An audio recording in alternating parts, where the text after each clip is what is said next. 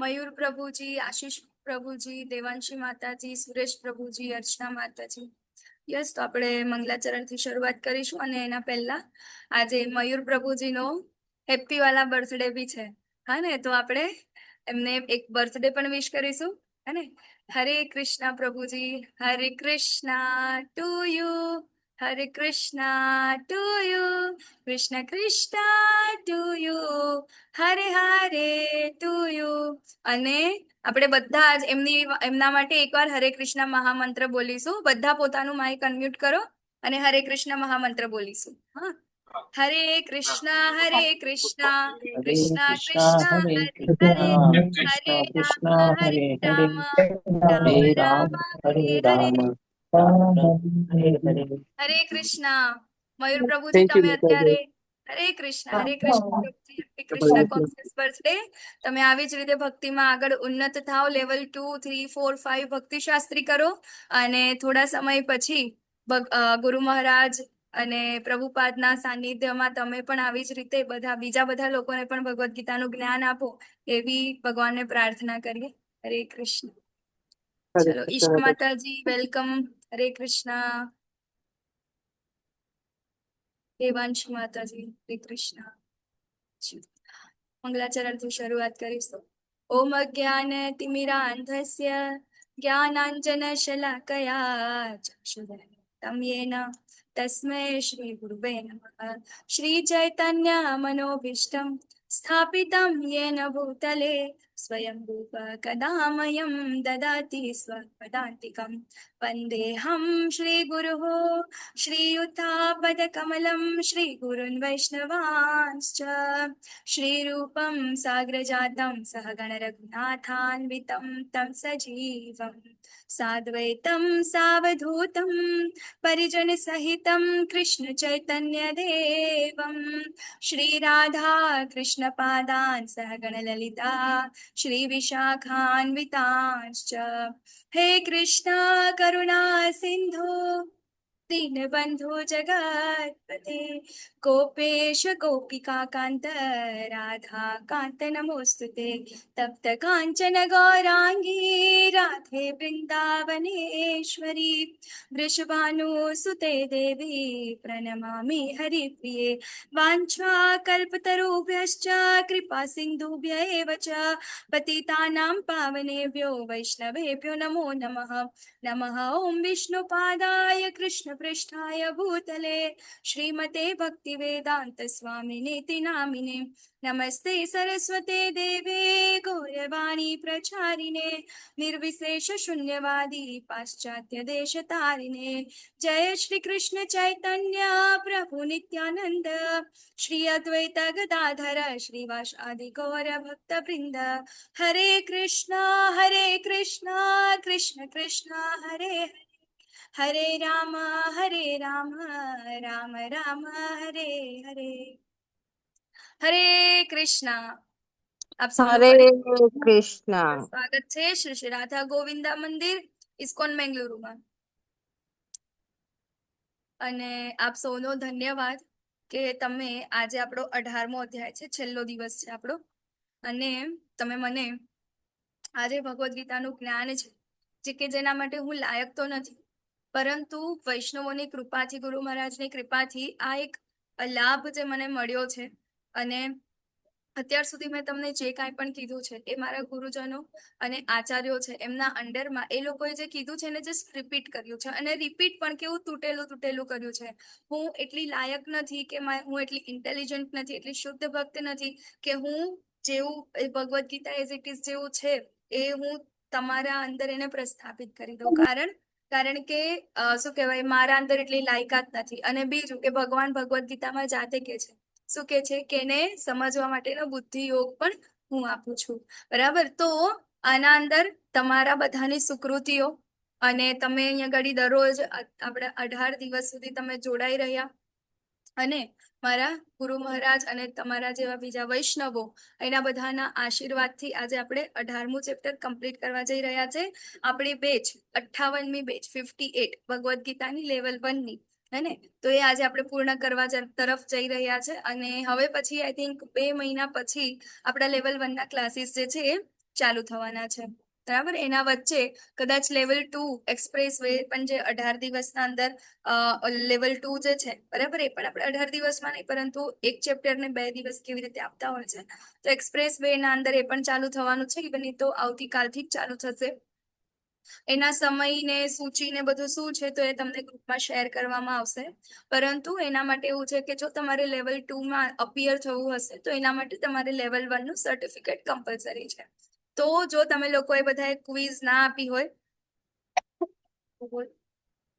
તો તમે લોકો ક્વિઝ આપી દેજો, બહુ ઈઝી છે. અને એના અંદર કોઈ પણ પ્રશ્ન હોય તો તમે મને ચોક્કસપણે પૂછી શકો છો, બરાબર.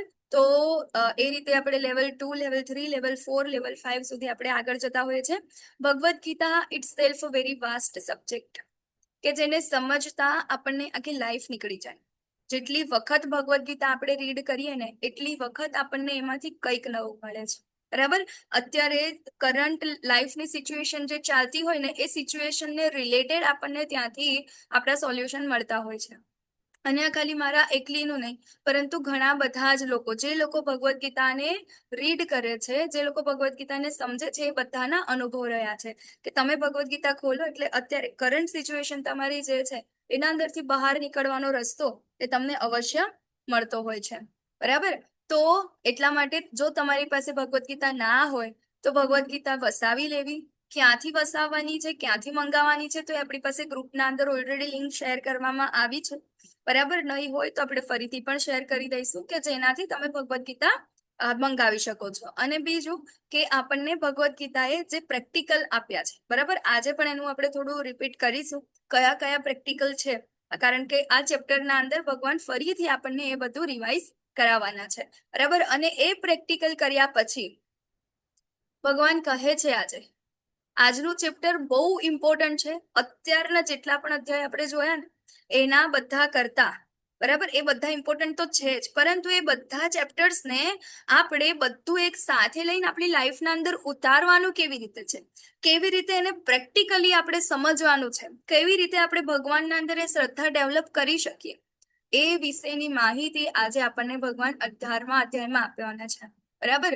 અને બીજું કે આ અધ્યાય જે છે એ અધ્યાય લોંગેસ્ટ ચેપ્ટર છે ભગવદ્ ગીતાનો, 18મો અધ્યાય, હે ને. અને આમ જોવા જઈએ તો આપણું 17 ચેપ્ટરના અંદર ભગવદ્ ગીતા કમ્પ્લીટ થઈ ગઈ છે કે હવે કોઈ પ્રશ્ન અર્જુનજીના બાકી રહ્યા નથી.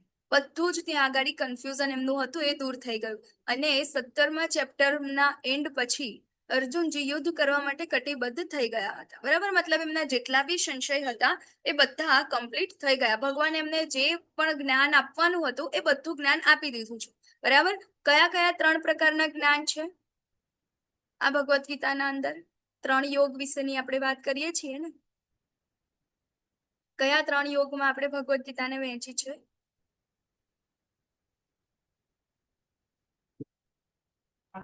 જ્ઞાન યોગ, કર્મયોગ, સાંખ્ય યોગ. ધ્યાન યોગ, કર્મયોગ, સાંખ્ય યોગ નહીં, હજી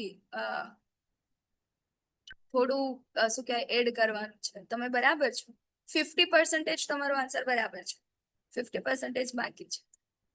કોણ કહેશે? ચેટ બોક્સમાં આવી રહ્યા છે જવાબ. હા, ચેપ્ટર 18 ઓલ ડે ક્વિઝ માતાજી. હા, બધા જ દિવસની ક્વિઝ. ભક્તિ યોગ, યસ, આશીષ પ્રભુજી લખે છે ભક્તિ યોગ, બરાબર. તો આપણે જોયું હતું ફર્સ્ટ ડે માં શું જોયું હતું કે આપણે ચલો થોડું રિવાઇવ કરી લઈએ, બરાબર. અત્યાર સુધી આપણે જે બધું જોયું તો પહેલા દિવસે આપણે શું લીધું હતું, ખાલી જે આપણું જે ભગવદ્ ગીતાનું જે આ ક્લાસ જે ચાલુ થવાના છે, ભગવદ્ ગીતાના અંદર શું છે, કેટલા અધ્યાય છે, કેટલા શ્લોક છે, કયા કયા વિષયો માટેની જે માહિતી અહીંયા ગાડી આપણને મળવાની છે, બરાબર. તો એ બધી જ વસ્તુ આપણે ફર્સ્ટ અધ્યાય જે ચેપ્ટર આપણું ચાલુ થયું હતું એના પહેલા જોયું હતું, બરાબર. તો ભગવદ્ ગીતાને 3 પાર્ટમાં ડિવાઈડ કરી હતી આપણે, બરાબર. અને એ 3 પાર્ટ કયા હતા? કર્મયોગ, પછી ભક્તિ યોગ અને છેલ્લે જ્ઞાન યોગ. પહેલા 6 છે કર્મયોગ, બરાબર, કે આપણને ભક્તિ શીખવે છે. પછીના 6 યોગ છે શુદ્ધ ભક્તિ શીખવે છે.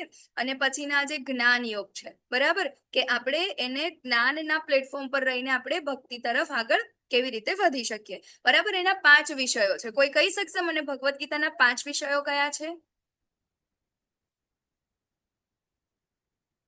એનીવન? કયા કયા છે ભગવદ્ ગીતાના 5 વિષયો કે જેની આપણે અત્યાર સુધી ચર્ચા કરી છે? કોઈ? ચેટ બોક્સમાં બી જવાબ નથી. હરી બોલ, શું થઈ ગયું આજે બધાને?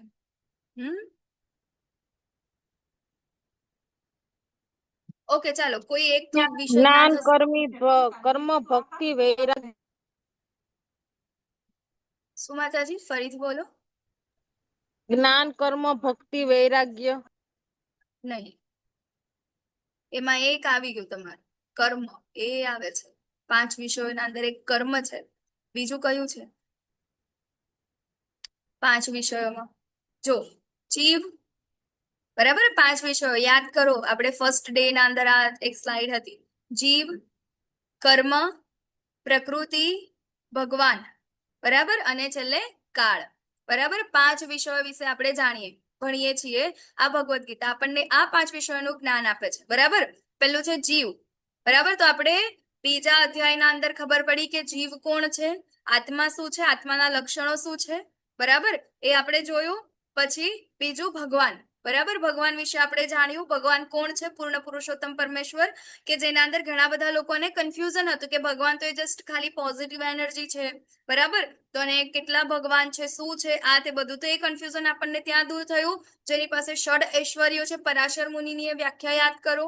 બરાબર, તો એ 6 ઐશ્વર્યો જેની પાસે છે અને એ પણ પૂર્ણ રીતે, એને આપણે ભગવાન કહીશું. બરાબર, એટલે પછી આપણે ભગવાન વિશે જાણ્યું. અને પછી ભક્તિ યોગના જે આખા જે ચેપ્ટર્સ જે છે એના અંદર ભગવાન પોતાની વિશે ઘણું બધું કહી રહ્યા છે. બરાબર, કે એ જ છે આ જેટલું પણ જે આ સ્રષ્ટા છે, જે સૃષ્ટિનું જે સર્જન કર્યું છે એમ એ જ છે. કારણ કે ભગવાનની 2 પ્રકૃતિ વિશે આપણે જાણ્યું 7મા ચેપ્ટરમાં, પરાશક્તિ અને અપરાશક્તિ. બરાબર, તો ભગવાન બધી જ રીતે શું છે? તો બધી જ જગ્યાએ વ્યાપ્ત છે. બરાબર, અને બધી જગ્યાએ વ્યાપ્ત હોવાની સાથે એમનું એક સ્વરૂપ પણ છે. દ્વિભુજ મુરલી મનોહર શ્યામ સુંદર સ્વરૂપ છે ભગવાન. બરાબર, તો આપણે ભગવાન વિશેની ચર્ચાઓ કરી. ભગવાન કોણ છે? જીવ થઈ ગયું, ભગવાન થઈ ગયા પ્રકૃતિ. બરાબર, ભગવાનની કઈ શક્તિ છે? અપરાશક્તિ. બરાબર, એના વિશે આપણે જાણ્યું કે એના અંદર પ્રલય, મિની પ્રલય આવે છે. બરાબર, અને કેવી છે? નિકૃષ્ટ શક્તિ છે જીવ કરતા. પછી એ 3 ગુણોની બનેલી છે, એના વિશે આપણે જાણ્યું. પ્રકૃતિ વિશે જાણ્યું. બરાબર, કે જીવ એના અંડરમાં રહી જ્યારે એના સંસર્ગમાં આવે છે ત્યારે કેવી રીતે પોતાના કર્મ કરે છે અને ફરીથી ને ફરીથી આ જે ભૌતિક જગત છે એના અંદર વારંવાર જન્મ મૃત્યુનું ચક્રમાં ફરસ્યા કરે છે. બરાબર, એ જોવું. એના પછી આપણે જોયું કર્મ. બરાબર, તો આપણે આ 3 ગુણોની અંડરમાં રહીને કઈ પ્રકારના કર્મ કરીએ છીએ, અને કર્મને આપણે થોડા ટાઈપ્સ પણ જોયા હતા. બરાબર, યાદ છે કોઈને કયા કયા ટાઈપ્સના કર્મ હતા? આ તો બહુ ઈઝી ક્વેશ્ચન હતો. આપણે 2 દિવસ સુધી આ પ્રશ્ન પૂછ્યો હતો. યાદ છે કોઈને કયા કયા ટાઈપના કર્મ હતા? છે કોઈને પણ યાદ કે કોઈને યાદ નથી? એક સકામ કર્મ. યસ, પહેલું સકામ કર્મ. પછી બીજું નિષ્કામ કર્મ. નિષ્કામ કર્મ. સરસ. પછી સકામ કર્મ, નિષ્કામ કર્મ. સકામ કર્મ દેટ મીન્સ કે આપણે કર્મ કરીએ આપણે. બરાબર, કર્મની ફળની ઈચ્છા સાથે. બરાબર, નિષ્કામ કર્મ એટલે કે કર્મફળની ઈચ્છા નથી રાખવાની. બરાબર, એ નિષ્કામ કર્મ. પછી એના પહેલા આપણે જોયું હતું વિકર્મ. વિકર્મ એટલે કે શાસ્ત્રોની જે નિયમો છે એનાથી વિરુદ્ધ ના કાર્ય, એને વિકર્મ કીધું. અને છેલ્લે અકર્મ. બરાબર, અકર્મ દેટ મીન્સ કે પૂર્ણપણે કોના માટે કરવામાં આવે? ભગવાનની શું કહેવાય? ભગવાનની પ્રસન્નતા માટે કરવામાં આવે. બરાબર, કે જેના દ્વારા આપણને કોઈ પણ ફળની આશા બી નથી કે કઈ નથી. બરાબર, તો એ છે અકર્મ. અને આપણે જોયું હતું કે આપણે અકર્મ કરીએ છીએ. કયા કયા અકર્મ આપણે રોજ કરી રહ્યા છે, હે ને?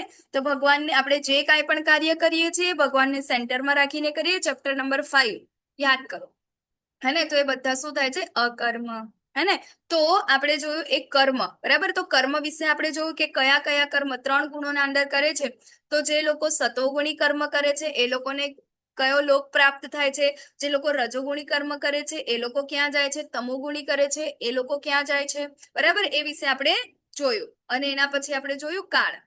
બરાબર ને? તો કાળ વિશે આપણે જોયું તો જેના અંદર આપણે જોયું હતું કે બ્રહ્માજીનું આયુષ્ય કેટલું છે, પછી આપણે જે આ ચતુર્યુગી વિશે આપણે જોયું હતું કે આપણો આ જે શું કહેવાય સતયુગ કેટલો હતો, ત્રેતાયુગ કેટલો હતો, બરાબર, દ્વાપર અને કલયુગ એ બધી ભેગા થઈને ચતુર્યુગી થાય, પછી મનુ મહારાજ આવે, એના પછી બ્રહ્માજી આવે, બરાબર, એના પછી આપણે ગોલોક ચાર્ટ જોયું હતું, બરાબર, બ્રહ્માંડ જોયું હતું.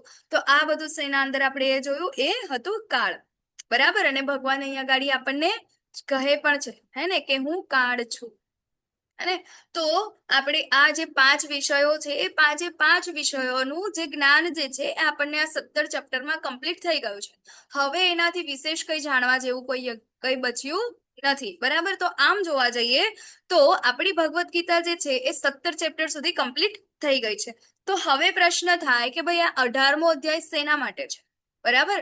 અને 18મો અધ્યાય બહુ ઇમ્પોર્ટન્ટ છે આ પાંચે 5 વિષયોને ઇમ્પ્લિમેન્ટ કરવા માટે અને ભગવદ્ ગીતાના જે જ્ઞાન છે એને પોતાના જીવનમાં ઇમ્પ્લિમેન્ટ કરીને સક્સેસ થવા માટે, આપણા બધા સંશયોને દૂર કરવા માટે આ 18મો અધ્યાય બહુ ઇમ્પોર્ટન્ટ છે, બરાબર. તો ચાલો આપણે શરૂઆત કરીએ 18મા અધ્યાયની. તો અહીંયા આગળ 18મા અધ્યાયની શરૂઆત થાય છે અર્જુનજીના એક પ્રશ્નથી, બરાબર. અર્જુનજીનો પ્રશ્ન છે, ખૂબ મજાનો પ્રશ્ન છે, ભગવાનને શું કહીને સંબોધે છે અને શું પૂછે છે, બરાબર. તો અત્યાર સુધી ભગવાન એના બધા જ વિષયનું જ્ઞાન આપ્યું અને છેલ્લે એવું કીધું કે તું મારા શરણાગત થઈ જા, બરાબર, તું મારી ભક્તિ કર, તો એનાથી તને તારું જે શું કહે ઈચ્છિત જે તારો લક્ષ્ય જે છે, બરાબર, ભગવત પ્રાપ્તિ એમ મળશે, હે ને, કે તું મારી દિવ્ય પ્રકૃતિને પ્રાપ્ત કરીશ, બરાબર. તો હવે અહીં અગાડી અર્જુનજી શું પૂછે છે, સંન્યાસ વિશે જાણવા માંગે છે, બરાબર. આ બધું જાણી લીધું અને હવે સંન્યાસ, હે ને, 4 વર્ણ આપણા જે હતા, હે ને, એના અંદર આપણે જોયું હતું આશ્રમો કે બ્રહ્મચારી આશ્રમ, પછી ગૃહસ્થ આશ્રમ, એના પછી હતું વાનપ્રસ્થ આશ્રમ અને સંન્યાસ આશ્રમ, બરાબર. તો અહીં અગાડી એ પૂછે છે કે ભાઈ આ સંન્યાસ આશ્રમ કે હું સંન્યાસ એટલે કે ત્યાગના ઉદ્દેશ્યને જાણવા ઈચ્છું છું, બરાબર. બધી જ જગ્યાએ કૃષ્ણ શું કહેતા હતા કે ભાઈ તારે ત્યાગ કરવાનો છે, શેનો? કર્મફળનો ત્યાગ કરવાનો છે. તો મારે આ કર્મફળનો ત્યાગ કરવાનો છે શા માટે, બરાબર. તો શું કે છે કે આ કર્મ જે આ સંન્યાસ જે ત્યાગ છે એના ઉદ્દેશ્યને જાણવા ઈચ્છું છું. અને હે કેસી નિષુદન, હે ઋષિકેશ, હું ત્યાગમય જીવન એટલે કે સંન્યાસ આશ્રમ વિશે પણ જાણવા ઈચ્છું છું, બરાબર. તો અહીંયા ગાડી ભગવાનને 2 નામથી ઉદ્બોધવામાં આવ્યા છે. શું કીધું છે? કેસી નિષુદન અને ઋષિકેશ, બરાબર. તો બહુ ઇમ્પોર્ટન્ટ છે અહીંયા ગાડી. ઋષિકેશનો મતલબ છે ઇન્દ્રિયોના સ્વામી, બરાબર. ભગવાન કૃષ્ણનું નામ છે ઋષિકેશ એટલે કે ઇન્દ્રિયોના સ્વામી. તો મારી જેટલી પણ ઇન્દ્રિયો છે, ઇન્દ્રિયોના સ્વામી કોણ છે? ભગવાન છે, બરાબર. તો હે ઋષિકેશ, એ મારી આ ઇન્દ્રિયોને હું કેવી રીતે કંટ્રોલ કરું, બરાબર ને, એટલા માટે એમને ઋષિકેશ શબ્દનો ઉપયોગ કર્યો છે. અને બીજું છે કેસી નિષુદન એટલે કે જે વ્યક્તિને સંશય થાય ને, બરાબર, સંશયને કોની સાથે સરખાવવામાં આવ્યો છે? સંશયને રાક્ષસ સાથે સરખાવવામાં આવ્યો છે, બરાબર. તો હવે અહીં અગાડી અર્જુનજી પૂછી રહ્યા છે, બરાબર, એમને કેટલા બધા સંશયો થઈ રહ્યા છે. તો એટલા માટે કહે છે કે આ જે સંશય રૂપી રાક્ષસ છે ને મારા અંદર, બરાબર, કે તમે મને આટલું બધું જ્ઞાન આપ્યું તેમ છતાં મને હજી વિશ્વાસ નથી કે હું કેવી રીતે માળા કરીને મારું શુદ્ધિકરણ થઈ શકશે, કેવી રીતે હું ખાલી ભગવદ્ ગીતા સમજીને મારું સક્સેસ થઈ શકશે. આ બધા જ ક્વેશ્ચન આપણા છે ને, સંશય છે ને આપણને, બરાબર. હું કેવી રીતે માની શકું કે કૃષ્ણ એ પૂર્ણ પુરુષોત્તમ પરમેશ્વર છે, બરાબર. તો આ બધા જે સંશયો છે એ સંશય રૂપી રાક્ષસને નષ્ટ કરવા વાળા, બરાબર. તો ભગવાન એક કેશી નામનો એક દૈત્ય હતો, એક રાક્ષસ હતો કે જેનું વધ કર્યું હતું ભગવાન શ્રી કૃષ્ણએ, બરાબર. તો આપણો જે આ સંશય રૂપી રાક્ષસ છે એને આ કેશી નામનો જે રાક્ષસ છે તેની સાથે સરખાવવામાં આવ્યો છે. અને એટલા માટે અહીં અગાડી શું કહ્યું છે, એમને શું ઉદ્બોધ્યું છે? હે કેસી નિષુદન એટલે કે આ રાક્ષસને હરણ કરવા વાળા, બરાબર, આ રાક્ષસને મારવા વાળા ભગવાન શ્રી કૃષ્ણ, બરાબર. તો મારા પણ આ સંશય રૂપે જે મારા અંદર જે આ રાક્ષસ છે એને પણ કાઢો તમે, કારણ કે મને હજી સુધી શ્રદ્ધા નથી આવી. 18 ચેપ્ટર મારા કમ્પ્લીટ થઈ જશે, 17 ચેપ્ટર કમ્પ્લીટ થઈ ગયા, પરંતુ હજી સુધી મારા અંદર શ્રદ્ધા નથી બેસી. કેમ? કારણ કે આપણા અંદર એ રાક્ષસ છે, સંશય નામનો એ રાક્ષસ છે. તો એ રાક્ષસને પૂર્ણપણે નષ્ટ કરવા માટે આપણે ભગવાનને પ્રાર્થના કરવી જોઈએ. અને અહીંયા ગાડી અર્જુનજી કરી રહ્યા છે. શું કે છે? હે કેસી નિષુદન, હે ઋષિકેશ. આપણે દરરોજ અહીંયા તો ભગવાને કીધું ને કે જે લોકો ઇન્દ્રિયોને કંટ્રોલ નથી કરતા તો એ લોકોનું કંઈ જ નથી થવાનું, બરાબર. લાઈફમાં કોઈ પણ જગ્યાએ જાઓ ત્યાં આગળ કઈ જ થવાનું નથી. તો એટલા માટે શું કહી રહ્યા છે અહીંયા આગળ ઋષિકેશ, બરાબર, ઇન્દ્રિયોના કંટ્રોલર. હે ને? તો આપણે જ્યારે ભગવાનના શરણાગત થઈશું, ઇન્દ્રિયો આપણી ઓટોમેટિક શું થશે? કંટ્રોલ થશે. એટલા માટે આ બે શબ્દ અહીંયા આગળ ખૂબ મહત્વના છે, જે અર્જુનજી ભગવાનને કહી રહ્યા છે. આખા ભગવદ્ ગીતાના અંદર જેટલી વાર જે નામ અહીંયા આગળ ભગવાન અર્જુનજીને પણ ઘણા બધા અલગ અલગ નામથી બોલાવે છે, બરાબર. અને અર્જુનજી પણ ભગવાનને ઘણા બધા અલગ અલગ નામથી બોલાવે છે. તો એ દરેક નામ પાછળનો એક હેતુ છે, બરાબર. તો એ તમારે ડિટેલમાં જાણવું હોય તો એના માટે તમારે લેવલ 2 માં રજીસ્ટ્રેશન કરવું પડે, બરાબર. એ લેવલ 2 નો વિષય છે. ઓકે, તો હવે અહીંયા ગાડી અર્જુનજી કહે છે કે મારે આ જાણવું છે, એક ત્યાગ શા માટે કરું અને બીજું સંન્યાસ આશ્રમ, બરાબર. એના વિશે જાણવા માટે અહીંયા ગાડી અર્જુનજી પૃચ્છા કરે છે. અને ભગવાન શું જવાબ આપે છે કે જે ભૌતિક ઈચ્છા આધારિત કાર્યોનો પરિત્યાગ, બરાબર, એને શું કહે છે? સંન્યાસ કહેવાય છે. અને જે સર્વ કર્મોના ફળનો ત્યાગ, બરાબર, એને શું કહેવાય છે? એને બુદ્ધિશાળી લોકો ત્યાગ કહે છે, બરાબર. તો આપણે જોઈએ કે ભૌતિક ઈચ્છા આધારિત આપણા જેટલા પણ કાર્યો છે, હે ને, જેમ કે આપણે કઈ પણ કાર્ય કરે પરંતુ એના પાછળ આપણું હેતુ શું હોય? ભૌતિક ઈચ્છાઓ, બરાબર. તો એવા જેટલા પણ કાર્યો છે એને શું કરવાનું છે? આપણે ત્યાગ કરવાનો છે, બરાબર. અને બીજું કે કર્મના ફળનો ત્યાગ, બરાબર. આપણે જે કાંઈ પણ કર્મ કરીએ છીએ, બરાબર, એ કર્મના ફળ જે છે આપણે કોને અર્પણ કરીએ છીએ? ભગવાનને અર્પણ કરીએ છીએ. દેટ મીન્સ કે આપણે એનો શું કરીએ છીએ? ત્યાગ કરીએ છીએ. એને શું કહેવાય છે અહીંયા ગાડી? ત્યાગ, બરાબર. તો હવે યજ્ઞ, દાન, તપસ્યા, બરાબર, આપણે ગઈકાલે જ્યારે જોયું, હે ને, યજ્ઞ, દાન અને તપ, આ ત્રણે ત્રણ જે છે અહીંયા ગાડી ભગવાન હવે મોહર લગાવી રહ્યા છે કે આનો કદાપી ત્યાગ કરવો જોઈએ નહીં, બરાબર. તે અવશ્ય સંપન્ન કરવા જોઈએ. ખરેખર યજ્ઞ, તપ તથા દાન એ મહાત્માઓને પણ શુદ્ધ કરે છે, બરાબર. યજ્ઞ એટલે, બરાબર, આપણે જોઈએ ને કે આ જે કાંઈ પણ છે ને, યજ્ઞ, દાન અને તપ, એ બધું જ શું કરે છે? તો આપણા આજે આ મનુષ્ય યોની જે છે, જીવો છે, એના કલ્યાણ માટે છે. અને જીવોનું કલ્યાણ શેમાં રહેલું છે? તો એ છે ભગવત પ્રાપ્તિ કરવામાં, એ છે એમને આધ્યાત્મના અંદર આગળ વધવામાં. એ એમનો મેઇન હેતુ છે. યજ્ઞ કરવાનો, દાન કરવાનો, તપસ્યા, બરાબર. તપ કરવાનો હેતુ શું છે? એનો હેતુ છે કે એનું શુદ્ધિકરણ થાય અને એ લોકો આધ્યાત્મ વિદ્યાના અંદર આગળ વધે, બરાબર, આધ્યાત્મિક જીવનના અંદર આગળ વધે. તો આપણે જોઈએ યજ્ઞ, બરાબર. તો આપણા હિન્દુ ધર્મના અનુસાર આપણે કેટલા અલગ અલગ 16 સંસ્કારો છે, બરાબર. તો એ સંસ્કારના અંદર એક આવે છે આપણું વિવાહ, બરાબર. તો વિવાહ જે યજ્ઞ છે, વિવાહ સંસ્કાર, એના અંદર યજ્ઞ થાય છે. તો ભાઈ વિવાહ સંસ્કારનો ઉદ્દેશ્ય શું છે? વિવાહ સંસ્કારનો ઉદ્દેશ્ય એ છે કે કોઈ બી શું કહે? બ્રહ્મચારી, બરાબર, બ્રહ્મચારી આશ્રમમાંથી શું કરે છે? તો એ લોકો ગૃહસ્થ આશ્રમના અંદર એન્ટર થાય છે. ગૃહસ્થ આશ્રમના અંદર એન્ટર થઈને શાના માટે એન્ટર થવાનું છે? કારણ કે એ લોકો ગૃહસ્થ આશ્રમના નિયમોને પાલન કરી અને પછી શું થશે? ધીરે ધીરે એ લોકો ક્યાં જશે? તો એ આગળ જે આધ્યાત્મિક જીવન છે એના તરફ આગળ વધશે. કેમ? કારણ કે જો આમ તો શું કહેવાય, જે આપણું આ જીવન છે, બરાબર, ગૃહસ્થ જીવન છે, તો આપણે બધા ઇન્દ્રિયોને કંટ્રોલ નથી કરી શકતા, બરાબર ને. તો બધા જ લોકો એવા નથી કે જે બધા અખંડ બ્રહ્મચારી બની જાય, હે ને. જે લોકો પછી સંન્યાસ ડાયરેક્ટ ગ્રહણ કરી દે, કે જે લોકો શું કહેવાય, ગૃહસ્થના અંદર નથી જતા, કે વાનપ્રસ્થ નથી લેતા, ડાયરેક્ટ સંન્યાસી બની જાય. પરંતુ એના માટે ઘણા બધા નિયમો છે. તો હવે આ નિયમોને ફોલો કરવા માટે ઇન્દ્રિયો ઉપર કંટ્રોલ હોવો ખૂબ જરૂરી છે. તો જે લોકો નિમ્ન કક્ષાના છે, આપણા જેવા, બરાબર, કે જે લોકોને ઇન્દ્રિયો ઉપર કંટ્રોલ નથી, તો એના માટે કન્સેશન છે કે હા, તમે ગૃહસ્થ આશ્રમના અંદર એન્ટર થાવ, બરાબર. ગૃહસ્થ આશ્રમના ઘણા બધા નિયમો છે, તમને લેવલ 2, 3, 4, 5 ના અંદર આગળ આવશે, બરાબર. એ આપણે આ લેવલ 1 નો આ વિષય નથી. ઓકે, તો એનાથી પણ શું થાય છે? વિવાહ યજ્ઞથી એ જે નિયમો છે ગૃહસ્થ આશ્રમના, એ ફોલો કરી અને વ્યક્તિ શું થાય છે? અલ્ટિમેટ ગોલ, એનો જે આધ્યાત્મિક ગોલ જે છે એને પ્રાપ્ત કરવામાં મદદરૂપ થાય છે. એટલા માટે આવા જે યજ્ઞો છે એના માટે ક્યારેય ત્યાગ કરવો જોઈએ નહીં. ઘણા બધા લોકો આજકાલ શું કરે છે? લગ્ન નથી કરતા. શું કે છે કે ભાઈ લગ્ન બહુ મોટી ઝંઝટ છે. પરંતુ લગ્નને લોકો શું સમજે છે? લગ્ન દેટ મીન્સ કે અમને ઓપનલી શું કહેવાય, ફિઝિકલ થવા માટેનું એક એ મળી ગયું છે, બરાબર, એક લાયસન્સ મળી ગયું છે. બટ એવું નથી, બરાબર. જે ગૃહસ્થ લાઈફ જે છે, ગૃહસ્થ આશ્રમ, એ તપસ્યા છે, બરાબર, કે જેના અંદર ઘણા બધા નિયમો છે, આગળ તમને ડિટેલના અંદર આવશે, આપણા આ લેવલ 1 નો વિષય નથી. બરાબર, તો એ કરી અને આપણે આધ્યાત્મિક જીવન જે છે એને આપણે કેવી રીતે પ્રાપ્ત કરી શકીએ એના માટેની એક તપસ્યા છે. બરાબર, એ આખું એક આશ્રમ છે કે જેનેથી પણ આપણે ભગવત પ્રાપ્તિ કરી શકીએ છીએ. બરાબર, પરંતુ આજકાલ જે મોડર્ન જમાના છે એના અંદર વિવાહને કંઈક વિકૃત રીતે જ લેવામાં આવ્યું છે. બરાબર, તો એટલા માટે એનો અહીંયા ગાડી ભગવાન કહે છે કે ત્યાગ કરવાનો નથી, દાન તથા તપસ્યા.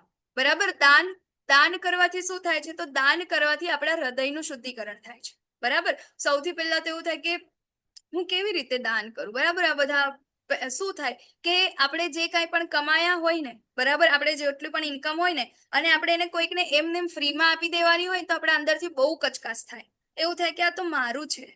બરાબર, ને આગળના ચેપ્ટર્સમાં ભગવાને આપણને કીધું આપણું અહીંયા ગાડી કાંઈ જ નથી.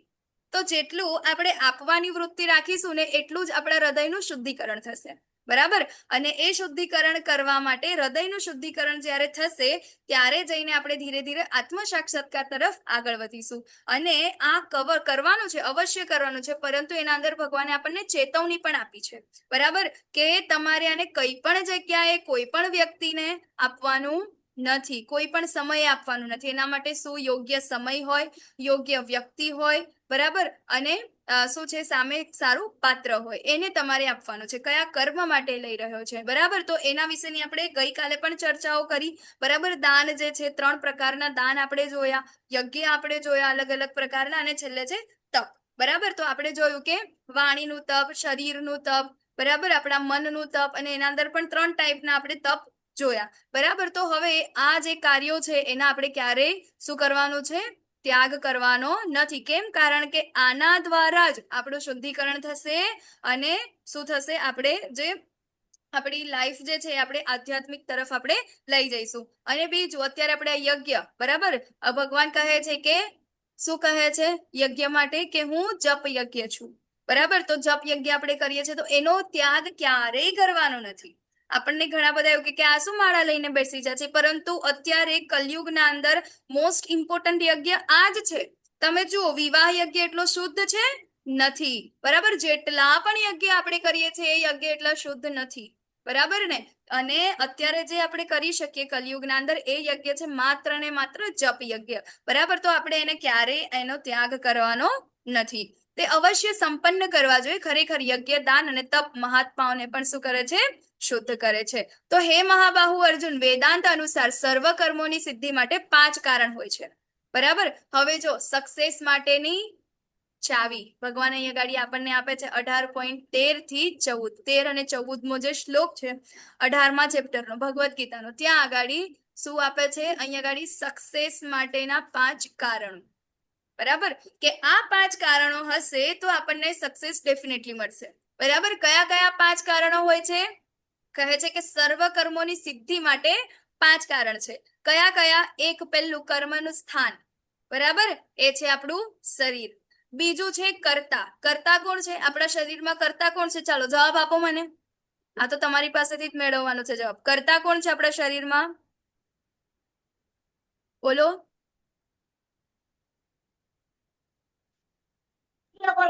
ઇન્દ્રિય. ઇન્દ્રિય નહીં. કોણ છે આપણા શરીરમાં કર્તા? કોણ છે? આત્મા. યસ, આત્મા. બરાબર, એ ઇમ્પોર્ટન્ટ છે, હે ને? હવે બીજું શું છે? કર્તા. ત્રીજું છે વિભિન્ન ઇન્દ્રિયો. બરાબર, અહીંયા ગાડી ત્રીજું કારણ છે ઇન્દ્રિયો, અને પછી છે અનેક પ્રકારના પ્રયાસો. બરાબર, અને લાસ્ટમાં છે પરમાત્મા. આ 5 કારણો છે જેના કારણે આપણને કોઈ પણ ક્ષેત્રના અંદર સફળતા મળે છે. વિચારો કે આપણું જે આ શરીર, બરાબર, કર્મનું સ્થાન, જો એ બરાબર ના હોય તો કોઈ વ્યક્તિ શું કહેવાય રનર હોય, બરાબર ને, અને એ શું કરે છે? એને એનું કામ જ છે કે રોજ દોડવાનું છે. બરાબર, એથ્લીટ છે. બરાબર, તો એને શું થાય છે? એના પગના અંદર જ તકલીફ છે, તો એ કામ કરી શકશે? એ ભલે પછી એના આગળ એને કેટલી બધી મહેનત કરી હશે, બધું જ, એની ઈચ્છા બી હશે કરતા, એના આત્માને પણ બહુ એ હશે, બરાબર, કે હું આ કરી નાખું, પરંતુ તેમ છતાં નહીં થાય. વિભિન્ન ઇન્દ્રિયો, એની ઇન્દ્રિયો પણ એના માટે એને હેલ્પ કરશે. પરંતુ તેમ છતાં એ કરી શકશે નહીં. કેમ? કારણ કે કર્મનું સ્થાન શરીર જ નથી. બરાબર. એવી જ રીતે કર્તા, બરાબર, આત્મા. જો આત્મા જ પોતે શું કહેવાય, એના અંદર જ પોતાને જ્ઞાન નહીં હોય, હા, તો એ કરી શકશે નહીં. શરીરના અંદર કરતા ના હોય તો આ ચારે ચાર જે વસ્તુ છે એ કશું કામની ખરી નહીં. બરાબર. તો શરીરના અંદર આત્મા ખૂબ જરૂર છે, કરતા જરૂરી છે. પછી વિભિન્ન ઇન્દ્રિયો. બરાબર. તો તમારી ઇન્દ્રિયો તમારું જે પર્ટિક્યુલર કામ તમે જે કરો છો એના અંદર તમારે સક્સેસ મેળવવી છે, તો એ કામ માટે તમારી ઇન્દ્રિયો તમને કયા રસ્તા પર લઈ જઈ રહી છે? બરાબર. તમારે જો વેટ લોસ કરવું છે, બરાબર, અને વેટ લોસ કરવા માટે તમારે જે ડાયટને ફોલો કરવાનું છે, પરંતુ તમારી ઇન્દ્રિયોને તો રાત્રે મંચુરિયન ખાવાનું મન થાય છે, પાણીપુરી ખાવાનું મન થાય છે, પિઝા ખાવાનું મન થાય છે, તો પછી તમારું જે આ સક્સેસ જે છે કે વેટ લોસ કરવો છે તમારે એ થશે નહીં. બરાબર. તો અહીંયા ગાડી છે એક વિભિન્ન ઇન્દ્રિયો. બરાબર. જે સ્ટુડન્ટ હોય, સ્ટુડન્ટ માટે શું છે? તમારે રીડિંગ કરવાનું છે. બરાબર. તમારે તમારા એટલીસ્ટ 18 કલાક તમારે તમારી સ્ટડીમાં આપવાના છે. પરંતુ તમને થોડીક વાર થાય અને તમને મૂવી જોવાનું મન થાય, થોડી વાર થાય ગેમ રમવાનું મન થાય, થોડી વાર થાય સોશિયલ મીડિયા સ્ક્રોલ કરી દઉં, થોડી વાર થાય રીલ જોઈ લઉં, થોડી વાર થાય યુટ્યુબ જોઈ લઉં, થોડી વાર થાય કોઈકની સાથે વાતો કરી લઉં, થોડી વાર થાય ક્યાંક બહાર ફરવા જતા રહીએ, ક્યાંક આંટો મારતા આવીએ. બરાબર. તો આ તમારી ઇન્દ્રિયો, કયા પ્રકારની તમારી ઇન્દ્રિયો છે એ ઇમ્પોર્ટન્ટ છે. બરાબર. પછી અનેક પ્રકારના પ્રયાસો. બરાબર. એકવાર તમે કોઈ પણ કામ કરવા માટે તમે એકવાર પ્રયાસ કરો, ફેલ થઈ ગયા, બીજી વાર એનાથી શ્રેષ્ઠ પ્રયાસ કરો, ફેલ થઈ ગયા, ત્રીજી વાર એનાથી પણ શ્રેષ્ઠ પ્રયાસ કરો, ફેલ થઈ ગયા. બરાબર. પરંતુ આ પ્રયાસ કરતા કરતા કરતા કરતા એક સમય એવો આવશે કે જ્યાં આગાડી તમને સક્સેસ અવશ્ય મળશે. બરાબર. પરંતુ જો તમે પ્રયાસ જ નહીં કરો તો થશે કશું? આમાં કાંઈ જ નહીં થાય. બરાબર. રોજ સવારે 5 વાગે ઉઠવું છે, પરંતુ એના માટે આપણે પ્રયાસ જ નહીં કરીશું તો પછી શું આપણાથી ઉઠાશે? તો પ્રયાસના અંદર શું હોય? આ એક ગોલ છે. બરાબર. સક્સેસ થવું છે. શેના માટે? સવારમાં વહેલા ઉઠવા માટે. તો સવારમાં વહેલા ઉઠવા માટે એના અંદર ઘણા બધા કારણ છે. આપણે કઈ કઈ વસ્તુઓ ફોલો કરવી જોઈએ? એક કે સૌથી પહેલા તો આપણે રાત્રે વહેલા સૂવું જોઈએ. બરાબર. 9 થી 10 વાગ્યા સુધીમાં, છેલ્લામાં છેલ્લા 10, 10:30 આપણે સુઈ જવું જોઈએ. 10:30 નહીં, 10 વાગ્યા સુધીમાં. ભોજન જે છે એ આપણે સુવાના 3 કલાક પહેલા આપણે લઈ લેવું જોઈએ. અને ભોજન કેવું હોવું જોઈએ? હલકું હોવું જોઈએ. બરાબર. સૂતા પહેલા આપણે કોઈ પોઝિટિવ વસ્તુ રીડિંગ કરવી જોઈએ. બરાબર. એના પહેલા આપણે મોબાઈલનો યુઝ નથી કરવાનો. આ બધા જે નિયમો છે કે જે આપણને બીજા દિવસે સવારે ઉઠવા માટે શું કરશે? મદદ કરશે. સવારે ઉઠવા પછી આપણે કયા કયા આપણા કામ છે એ કામનું તમારી પાસે પ્લાનિંગ હોવું જોઈએ. એ પ્લાનિંગ ના હોય તો પણ તમે સવારે નહીં ઉઠી શકો. બરાબર. તો આ જે છે આપણે સક્સેસ થવું હોય તો આપણે એના પ્રયાસ કરવા પડે. જો પ્રયાસ જ નહીં કરીશું તો આપણે એના અંદર સક્સેસ થઈ શકીશું નહીં. તો એટલા માટે છે ચોથું કારણ અનેક પ્રકારના પ્રયાસો, અને અંતે છે પરમાત્મા. આ બધું જ હશે. તમારું શરીર પણ બહુ સારું હશે. બરાબર. તો એના અંદર આત્મા પણ હશે, તમારી ઇન્દ્રિયો પણ બહુ જ સારી કામ કરતી હશે. બરાબર. અને તમે પ્રયાસ પણ બહુ સારા કરતા હશો. પરંતુ તેમ છતાં કેમ મને સક્સેસ કેમ નથી મળતી? કારણ કે આપણને શ્રદ્ધા નથી. બરાબર. ભગવાનના અંદર, પરમાત્મા, બરાબર, પરમાત્માના અંદર શ્રદ્ધા નથી, આપણને શરણાગતિ નથી, સંપૂર્ણ વિશ્વાસ નથી. એને કેમ? કારણ કે આ એક કારણ બહુ જરૂરી છે. આપણે કહીએ ને કે ભાઈ આ તો બહુ લકી છે. એ લકી ચામ શું છે? એ લકી છે શું? બરાબર. એ ભગવાન છે. અંતે શું છે? પરમાત્મા. પરમાત્મા બહુ ઇમ્પોર્ટન્ટ છે. અને ભગવદ્ ગીતા આપણને ક્યાં લઈ જાય છે?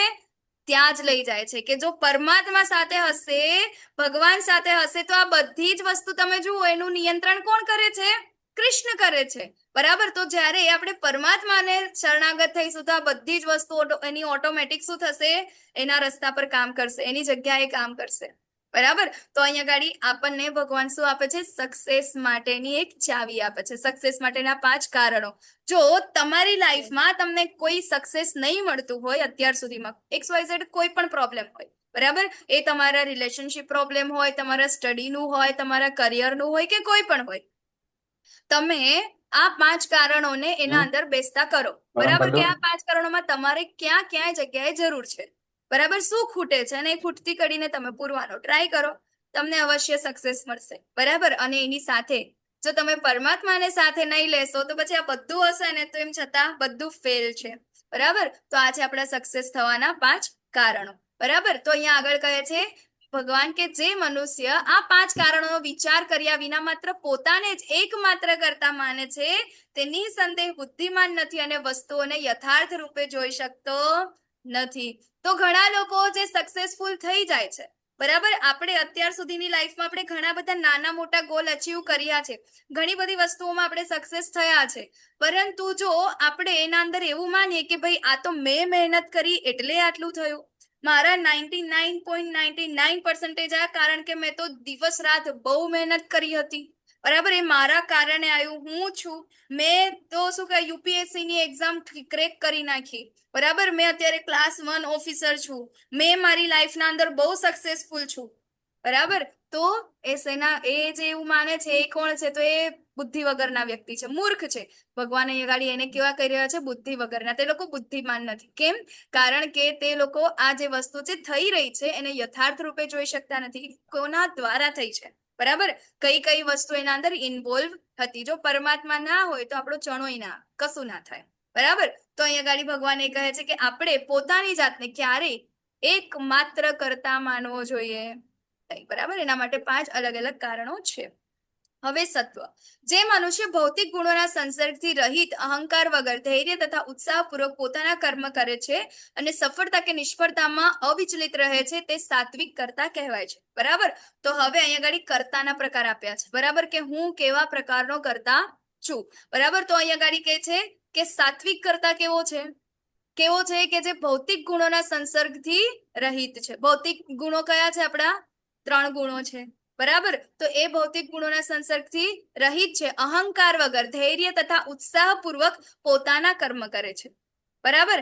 જે એના પોતાના જે કર્મ છે, નિયત શું કહે નિયત કર્તવ્ય કર્મ છે, હે ને. આપણે જોઈએ વર્ણાશ્રમ ધર્મના અંદર આપણે જોઈએ ને કે જે લોકો બ્રાહ્મણ, ક્ષત્રિય, વૈશ્ય અને શૂદ્ર, બરાબર, એ લોકોના પોતપોતાના નિયત કર્તવ્ય કર્મો છે, બરાબર. તો એ પ્રમાણે જો એ લોકો એને અહંકાર વગર, ધૈર્ય અને ઉત્સાહપૂર્વક જ્યારે એને કરે છે ત્યારે કેવો છે? સાત્વિક કરતા છે, બરાબર, કે જે પોતાના કર્મ કરીને સફળતા કે નિષ્ફળતામાં અવિચલિત રહે છે, ભલે ને જે કાંઈ પણ છે, બરાબર, પરંતુ એ શું કરે છે? પોતાને અવિચલિત રાખે છે. કોઈ વ્યક્તિ ને શું કહે સ્ટડી કરે છે, બરાબર, તો સ્ટડી કરે છે તો એ રીડિંગ કરવા બેસે છે, તો એ શેના માટે? કે ભાઈ મારા આટલા પર્સન્ટેજ આવી જાય એના માટે. પરંતુ જ્યારે એવું વિચારે કે ના, મારું કામ છે અત્યારે સ્ટડી કરવાનું, બરાબર, એ મારું નિયત કર્તવ્ય છે કે મારે મારું સ્ટડી કરવું જોઈએ, બરાબર, અને એનું પરિણામ જે કાંઈ પણ આવશે એનું મારે શું કહેવાય વિચાર કરવાનો નથી. અને જો એ સ્ટડી કર્યા પછી એને એક્ઝામ આપે છે અને એક્ઝામ પછી જે કાંઈ પણ પરિણામ આવે છે એના અંદર પણ એ વિચલિત થતો નથી. કેમ?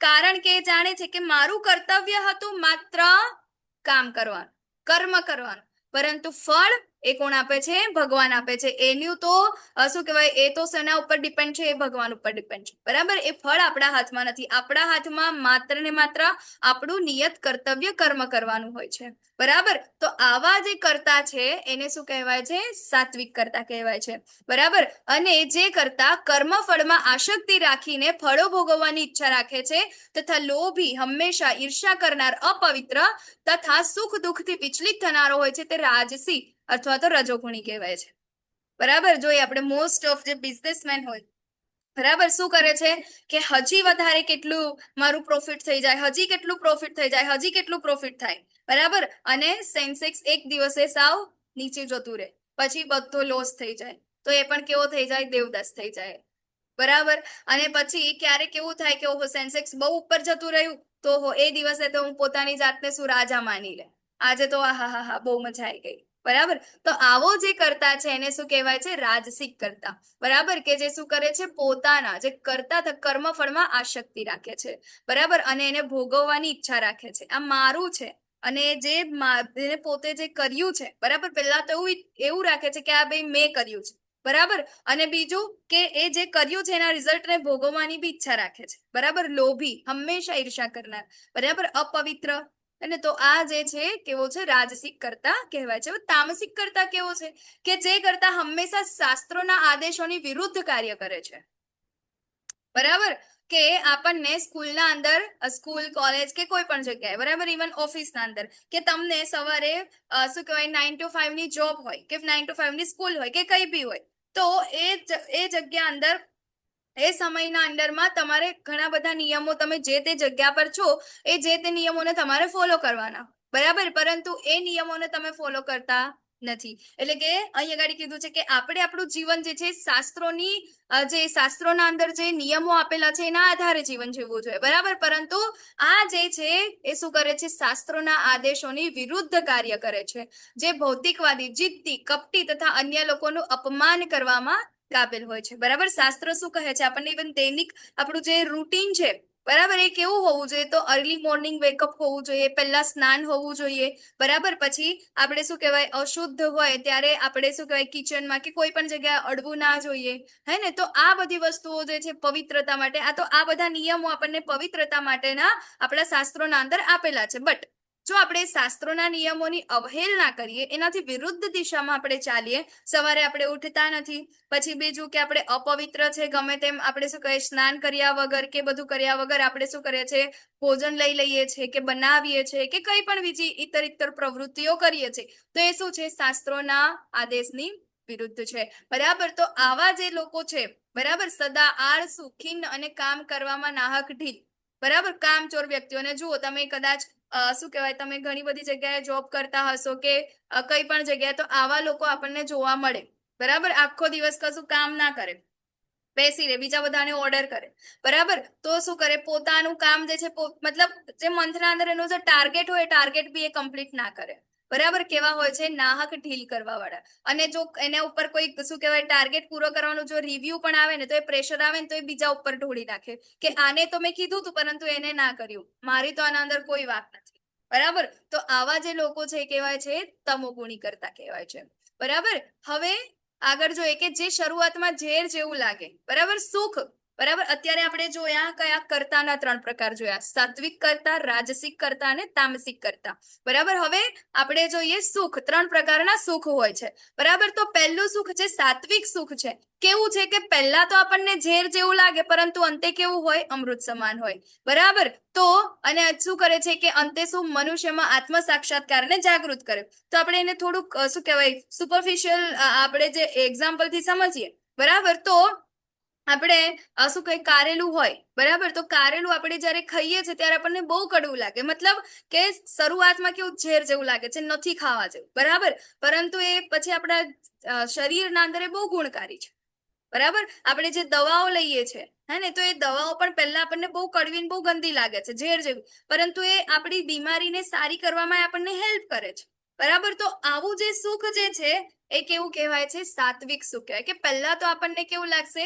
બહુ ઝેર જેવું લાગે, ભાઈ નથી કરવું એવું લાગે, બટ એ બહુ ગુણકારી હોય, બરાબર. તો અને આ છેલ્લે શું કરે છે? મનુષ્યના જે આત્મ સાક્ષાત્કારને જાગૃત કરે છે. માળા કરીએ છીએ, માળા, બરાબર. તો કેવું લાગે માળા કરીએ ત્યારે? જયારે નવી નવી ચાલુ કરીએ ત્યારે હરે કૃષ્ણ હરે કૃષ્ણ, હરે કૃષ્ણ હરે કૃષ્ણ, કૃષ્ણ હરે હરે રામ. ક્યારે પૂરી થશે આટલી માળા? શું કરીશું? પહેલા શરૂઆતમાં કેવું લાગે? ઝેર જેવું લાગે, પરંતુ અંતે કેટલું શુદ્ધિકરણ કરે છે ને આપણી આત્માનું, બરાબર. કેમ? કારણ કે આપણી આત્મ સાક્ષાત્કારને જાગૃત કરે છે. તો આવું સુખ જે છે કેવું છે? સાત્વિક સુખ છે. અને અત્યારે જેનાથી આપણે બધા જ શું થઈ છે? પીડાઈ રહ્યા છે, રાજસિક સુખ. કે પહેલા તો કેવું લાગે છે?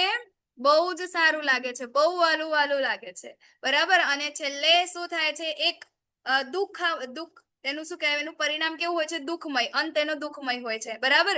તો જે સુખ ઇન્દ્રિયો દ્વારા તેમના વિષયોના સંસર્ગથી પ્રાપ્ત થાય છે, જે શરૂઆતમાં અમૃત જેવું લાગે અને અંતે કેવું હોય છે? ઝેર જેવું, તે રજોગુણી હોય, બરાબર. નવા કોઈ શું કહે, કપલ હોય, બરાબર, ને નવા એ લોકોના એંગેજમેન્ટ થયા હોય કે કઈ બી થયું હોય, તો પહેલા જયારે વાતો ચાલુ કરે, દિવસના 12 ના દેખે, રાતના 12 ના દેખે, 2 ના દેખે, 24 કલાક ફોન ચાલુ હોય, અને શું કહે, આપણાને તો એવું જ લાગે કે આ એકલા શું ફોનમાં જોઈ જોઈને હસ્યા કરે છે, હા, શું એટલી બધી શું વાતો કરતા હશે, એવું બધું આપણાને લાગે, બરાબર. કેમ? કારણ કે એના અંદર એને એટલો આનંદ મળી રહ્યો છે, બહુ ખુશી લાગે છે, બહુ સુખ લાગે છે.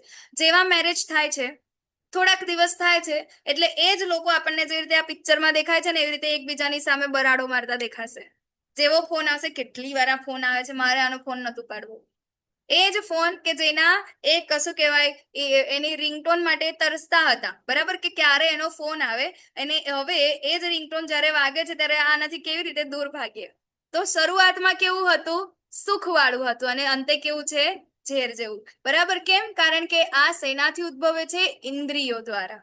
બરાબર? તો આપણે ખાલી ઇન્દ્રિય, આપણી જે સેન્સ એન્જોયમેન્ટ માટે આપણે જેટલી કંઈ પણ કાર્ય કરીએ છીએ, બરાબર, કે મને પીઝા બર્ગર મને બહુ ભાવે છે, તો શરૂઆતમાં તો આપણને બહુ અમૃત જેવું લાગે, પરંતુ પછી ખબર પડે છે આપણું ડાયજેશન ખરાબ થાય છે ત્યારે. બરાબર? આપણે સ્ટડી કરવાનું છે અને એ વખતે આપણને ગેમ રમવાનું બહુ સારું લાગે છે, ફરવા જવાનું બહુ સારું લાગે છે. હા, પછી શું કહેવાય, સોશિયલ મીડિયા યુઝ કરવાનું બહુ સારું લાગે છે. અને પછી જ્યારે એક્ઝામ આવી જાય માથા પર અને પછી કશું જ રીડિંગ ના થયું હોય, સિલેબસ કમ્પ્લીટ ના થયો હોય, રિવિઝનની તો વાત જ ક્યાંક દૂર હોય, એક્ઝામ આપી દઈએ અને પછી રિઝલ્ટ આવે, ખબર પડે બહુ ખોટું કરી નાખ્યું મેં. હા ને? તો અંતે કેવું હોય છે? ઝેર જેવું હોય છે. તો આવા જે સુખ છે એને શું કહેવાય છે? રાજસિક સુખ. અને પછી તામસિક. બરાબર? તામસિક સુખના અંદર શું હોય? કે જે સુખ આત્મ સાક્ષાત્કાર પ્રતિ અંધ છે. બરાબર? હવે કેવું વ્યક્તિ છે આ કે એને મતલબ એને આત્મ સાક્ષાત્કાર, એને બધે તમે સામે તમે ઢોલ નગારા પીટો ને તો એને ખબર ના પડે કે ભાઈ તમારે આ ડ્રગ્સ નથી લેવાના, તમારે આવા વ્યસનો નથી કરવાના, તમે આત્મા છો, તમે શરીર નથી, તમારા માટે બહુ શું કહેવાય, બહુ બેનિફિશિયલ નથી, બહુ હાનિકારક છે, તેમ છતાં એ ના કરે. શું કરે? એનું જે કામ છે એ કર્યા કરે, એના અંદર એને સુખ પ્રાપ્ત થતું હોય. બરાબર? શું છે? શરૂઆતથી અંત સુધી શું છે? એક ઇલ્યુઝન છે, એક ભ્રમણા જ છે. શું કરે? જે આ લોકો ડ્રગિસ્ટ જે છે, એડિક્ટેડ જેટલા લોકો છે, એ લોકોને આપણે કંઈ પણ કહીએ તો શું કરે? ભાઈ આના વગર તો અમને ન ચાલે. અને ખબર છે કે ભાઈ અમારે તમાકુ ખાઈને કે શું કહેવાય, આલ્કોહોલ લઈને કે ડ્રગ્સ લઈને આટલા પરિણામો એના થાય છે, તેમ છતાં એ લોકો એને જ લેવામાં મજા આવે છે. કેમ? કારણ કે એ લોકોની લાઈફ કેવી છે? ઇલ્યુઝનરી છે. એ લોકોને એમની લાઈફના અંદર એમાં જ મજા આવે છે. બરાબર? તો આત્મ સાક્ષાત્કારના અંદર આગળ જવા જ નથી માંગતા. તો શરૂઆતથી અંત સુધી કેવું છે? ભ્રમણા જ છે, જે નિદ્રા, આળસ તથા પ્રમાદમાંથી ઉત્પન્ન થાય છે. બરાબર? હંમેશા જેને ઊંઘવું ગમતું હોય, કામ કરવું ન ગમતું હોય, બરાબર, તો આવા જે શું કહેવાય લોકો છે, એ લોકો ક્યારેય આત્મ સાક્ષાત્કાર તરફ આગળ જઈ શકે નહીં. તે લોકો કેવા છે? તો એ તામસી લોકો છે. બરાબર? તો જે જીવ માત્રનું ઉદ્ભવ સ્થાન છે અને જે સર્વવ્યાપી છે, તે ભગવાનની ઉપાસના કરીને મનુષ્ય પોતાના નિયત કર્મો કરતો રહીને પૂર્ણત્વ પ્રાપ્ત કરી શકે છે. બરાબર? હવે અહીંયા આગળ ભગવાન આપણને શું કહી રહ્યા છે? જો અત્યારે આપણું જે ચેપ્ટર છે ને, એ આપણે આગળના જેટલા બી ચેપ્ટર છે ને એના અંદર એનાથી એનું બધું રિવિઝન જ છે. બરાબર? પરંતુ અહીંયા આગળ ભગવાન આપણને થોડું શું કહે છે કે ભાઈ હવે પોઈન્ટ આઉટ કરે છે. બરાબર? આપણે એક સિલેબસ કમ્પ્લીટ થઈ જાય ને, એને યાદ રાખવા માટે આપણે પોઈન્ટ બનાવીએ. બરાબર? તો એ પોઈન્ટ આપણે કઈ વસ્તુ યાદ રાખવાની છે, કે શેના પર આપણે એક્ટ કરવાનું છે, એને કેવી રીતે એક્ટ કરવાનું છે. બરાબર? તો એ નોટ્સ છે જે અહીંયા આગળ આપણને ભગવાન કહી રહ્યા છે. બરાબર? આગળ પણ કૃષ્ણએ કીધું તું આપણને કે ભાઈ તું શું કહેવાય, તું મારું શરણ લઈશ, બરાબર, મારી ભક્તિ કરીશ ત્યારે તું મારા જેવી દિવ્ય અવસ્થાને પ્રાપ્ત કરીશ. એટલે અહીંયા આગળ ભગવાન કહે છે કે જીવ માત્રનું ઉદ્ભવ સ્થાન કોણ છે? ભગવાન છે. બરાબર? અને જે સર્વવ્યાપી છે, હા, ઉદ્ભવ સ્થાન પણ બધું સર્જન ક્યાંથી થયું છે? ભગવાનમાંથી. અને સર્વવ્યાપી એમની અપરાશક્તિ, એમની પરાશક્તિ જીવો અને જે શું કહેવાય, જે આપણી ભૌતિક પ્રકૃતિ છે, બરાબર, એના દ્વારા દરેક જગ્યાએ આપણે જે કાંઈ પણ આપણે જોઈએ છે એ બધું જ ક્યાંથી આવે છે? ભગવાનમાંથી આવે છે. તો એ સર્વવ્યાપી પણ છે અને શું થાય છે? બધાનું ઉદ્ભવ સ્થાન પણ છે. બધી જગ્યાએ બધી જ વસ્તુ એમનામાંથી આવે છે અને એ લોકો બધામાં છે. બરાબર? તો મનુષ્ય પોતાના નિયત કર્મો કરતો રહીને પૂર્ણત્વ પ્રાપ્ત કરી શકે છે. બરાબર? તો નિયત કર્તવ્ય કર્મ 4 આશ્રમ પ્રમાણે આપણને કરવાના છે. બરાબર? પછી છે અન્ય કોઈના સ્વધર્મ રૂપ કર્મને સ્વીકારીને તેને સારી રીતે કરવા કરતા પોતાના નિયત સ્વધર્મ રૂપ કર્મને કરતા રહેવું વધારે સારું છે. બરાબર? જો આના અંદર શું કહેવાય, 3 પ્રકારના આપણા શું કહેવાય, 4 પ્રકારના જે વર્ણાશ્રમ છે એની વાત કરવામાં આવી છે. બરાબર? તો એક છે બ્રાહ્મણ, ક્ષત્રિય, વૈશ્ય અને શૂદ્ર. બરાબર? આના અંદર એવું નથી કે જે બ્રાહ્મણ કુળમાં જે જન્મ્યો હોય એને બ્રાહ્મણ કહેવાય, કે જે ક્ષત્રિયના ઘરે જન્મ્યો હોય એને ક્ષત્રિય કહેવાય. એક જ પિતાના ઘરે 4 પ્રકારના બાળકો હોઈ શકે: બ્રાહ્મણ, ક્ષત્રિય, વૈશ્ય અને શૂદ્ર. બ્રાહ્મણ એવો કે જેને શું કહેવાય, એને શું કહેવાય, આવી રીતે શાસ્ત્રોના અંદર એને વધારે ઇન્ટરેસ્ટ હોય, બરાબર, ભગવાનના સાક્ષાત્કાર કરવામાં કે એના અંદર એને વધારે ઇન્ટરેસ્ટ હોય, બરાબર, તો એને શું કહે સ્ટડીના અંદર બીજા બધાને નોલેજ આપે છે, તો એને આપણે કઈ કેટેગરીમાં મૂકીશું? બ્રાહ્મણની કેટેગરીમાં. બરાબર, પછી બીજો છે ક્ષત્રિય, કે જે શું કહે મસ્ક્યુલર છે. બરાબર, અને બીજા કોઈ પણ વ્યક્તિને એ શું કરે છે? દુખી જોઈ નથી શકતો, બધાને શું કરે છે? પ્રોટેક્ટ કરે છે, તો એને આપણે શું કહીશું? એ છે ક્ષત્રિય. બરાબર, અને ત્રીજું જે બાળક છે વૈશ્ય, બરાબર, કે જે શું કરે છે? ફાઇનાન્શિયલી એની બુદ્ધિ બહુ સારી ચાલે છે. બરાબર, કે જે એ બધા કામ કરે છે અને ફાઇનાન્સ ડિપાર્ટમેન્ટ એની પાસે છે, લઈને આવે છે. બરાબર, તો એને આપણે કહીશું વૈશ્ય. અને જે શૂદ્ર છે, બરાબર, તો એ શું કરે છે? કે આ બધી જ વસ્તુ જે છે જે લોકો કરે છે, હે ને, તો એના અંદર એને એ બધું કામ કરે છે. બરાબર, સેવા કરે છે, તો એને આપણે કહીશું શૂદ્ર. જેમ કે ટેમ્પલના અંદર, બરાબર, તો ટેમ્પલના અંદર એક વ્યક્તિ ભગવાનના વાસણ બી ધોવે છે. બરાબર, એ શૂદ્ર થઈ ગયો. સફાઈ કરે છે, એ પણ શૂદ્ર થઈ ગયો. બીજો શું કરે છે? મેનેજમેન્ટ કરે છે. બરાબર, બધી જગ્યાએ ક્લાસીસ જે છે લઈ જવાના, એ ક્લાસીસને તમારે ઓર્ગેનાઇઝ કરવાનું. અત્યારે જે રીતે આપણા અંદર એડમિન ને કોહોસ્ટની જે સેવા આપે છે, કોણ છે? ક્ષત્રિય છે. બરાબર, કે જેના વગર આ બધું થઈ ન શકે. બરાબર, પછી જે છે વૈશ્ય. વૈશ્ય કે ભાઈ આ ક્લાસીસ જે ચાલુ કરે છે, તો એના અંદર લક્ષ્મીની પણ જરૂર પડે. બરાબર, તો એ બધું જે જગ્યાએથી લઈને આવે, જે આપે છે, એને કહેવાય વૈશ્ય. અને પછી છે એક બ્રાહ્મણ, કે જે ક્લાસ આપે છે. બરાબર, તો આ બધા જે ચારે ચાર કરે છે, કોના માટે? આ બધા ચારે ચાર કેટેગરીના વ્યક્તિઓ કોના માટે કાર્ય કરી રહ્યા છે? કૃષ્ણ માટે કરી રહ્યા છે. બરાબર, તો એના અંદર જન્મ માટે તો કોઈ છે જ નહીં ને, અને કે કઈ કુળમાં તમે જન્મ્યા છો, કે કઈ જગ્યાએ તમે જન્મ્યા છો, એની સાથે કોઈ લેવા દેવા નથી. કયા પ્રકારનું તમે કાર્ય કરી રહ્યા છો, એ તમારા શું કહે છે? એ તમારો વર્ણ છે. બરાબર, એટલે શું છે કે ગુણ અને કર્મ પ્રમાણે ભગવાને આગળ કીધું. બરાબર, કે ગુણ કર્મ પ્રમાણે આ જે ચાર વર્ણોની સ્થાપના મેં કરી છે. બરાબર, તો જો આપણે કોઈ બ્રાહ્મણને એવું કહી દઈએ કે જેની પાસે બ્રાહ્મણિકલ ક્વોલિટીઝ છે, બરાબર, એની પાસે શાસ્ત્રોને એવું નોલેજ બહુ છે, બરાબર, એને આપણે કહીએ કે જા ભાઈ તું શું કહેવાય સૈનિકો જે છે ત્યાં આગળ જાય એને લડાઈ કર, બરાબર, દુશ્મનોને માર, તો શું કરશે? દુશ્મનો એને મારીને આપણા ત્યાં આવી જશે. બરાબર, અત્યારે જેટલો પણ ટીચિંગ સ્ટાફ જે છે, ટીચર્સ જેટલા છે, એને આપણે ચલો ભૌતિક જગતના અંદર આપણે કહીએ કે જેટલા પણ ટીચર્સ જે છે એ બધાને આપણે બ્રાહ્મણની કેટેગરીમાં રાખીએ. બરાબર, એના પછી જેટલા પણ સૈનિકો જે છે, બરાબર, સોલ્જર્સ, એને આપણે શેમાં રાખીએ? તો એને આપણે ક્ષત્રિયની કેટેગરીમાં રાખીએ. બરાબર, પછી જેટલા બિઝનેસમેન છે, તો બિઝનેસમેનને આપણે વૈશ્યની કેટેગરીમાં રાખીએ. બરાબર, અને જે શૂદ્ર છે, બરાબર, કે જે લોકો એમ્પ્લોઈઝ જે છે, કે જે બધી કંપનીઓના અંદર જોબ કરવા જાય છે, બરાબર, કે કોઈ બી જગ્યાએ જોબ કરે છે. જોબ કરવું, કોઈકના માટે કામ કરવું, દેટ મીન્સ નોકરી, હે ને, તો આપણે કોઈકની સેવા કરી રહ્યા છે. બરાબર, તો એ ક્વોલિટીઝ એ જેને કહેવાય છે એને શૂદ્ર. તો અત્યારના જમાના અંદર તો બધા શૂદ્ર જ છે. બરાબર, તો આ ચાર પ્રકારની ક્વોલિટી છે. તો હવે તમે વિચારો કે કોઈ ટીચર છે, એને તમે બોર્ડર પર મૂકી દો, તો શું થશે? ઘુસપેઠિયા અંદર આવી જશે ને, ટીચરને મારી નાખશે.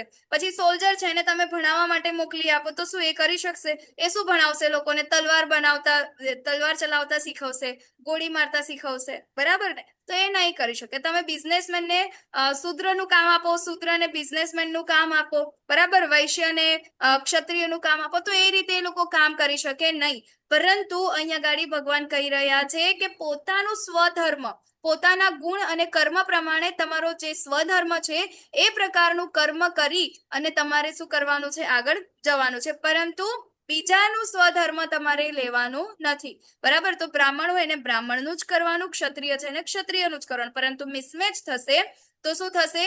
ભલે તે પછી ક્ષતિયુક્ત રીતે કરવામાં આવતું હોય તો પણ પોતાના સ્વભાવ પ્રમાણેનું નિર્દિષ્ટ કર્તવ્ય કર્મ કદાપી પાપથી પ્રભાવિત થતું નથી. બરાબર, ટીચર છે ત્યાં આગળ જશે અને પછી શું થશે? બધા જ લોકોને ટીચર્સને પોતે જ પેલા મારી નાખશે, તો શું થશે? પાપ લાગશે ને. બરાબર, કેટલા બધા ઘુસપેઠિયા અંદર આવી જાય, આતંકવાદી આવી જાય. બરાબર, તો એ જે કઈ પણ કર્મ આપણે બીજા કોઈકનું કરીએ છીએ દેખાદેખીની રીતે, તો એ શું થશે? એ પાપથી પ્રભાવિત. આપણે એક શું કહેવાય એવી ભાષામાં કહીએ ને કે સામેવાળાનો બંગલો જોઈને પોતાની ઝૂંપડી તોડી નહીં નાખવાની.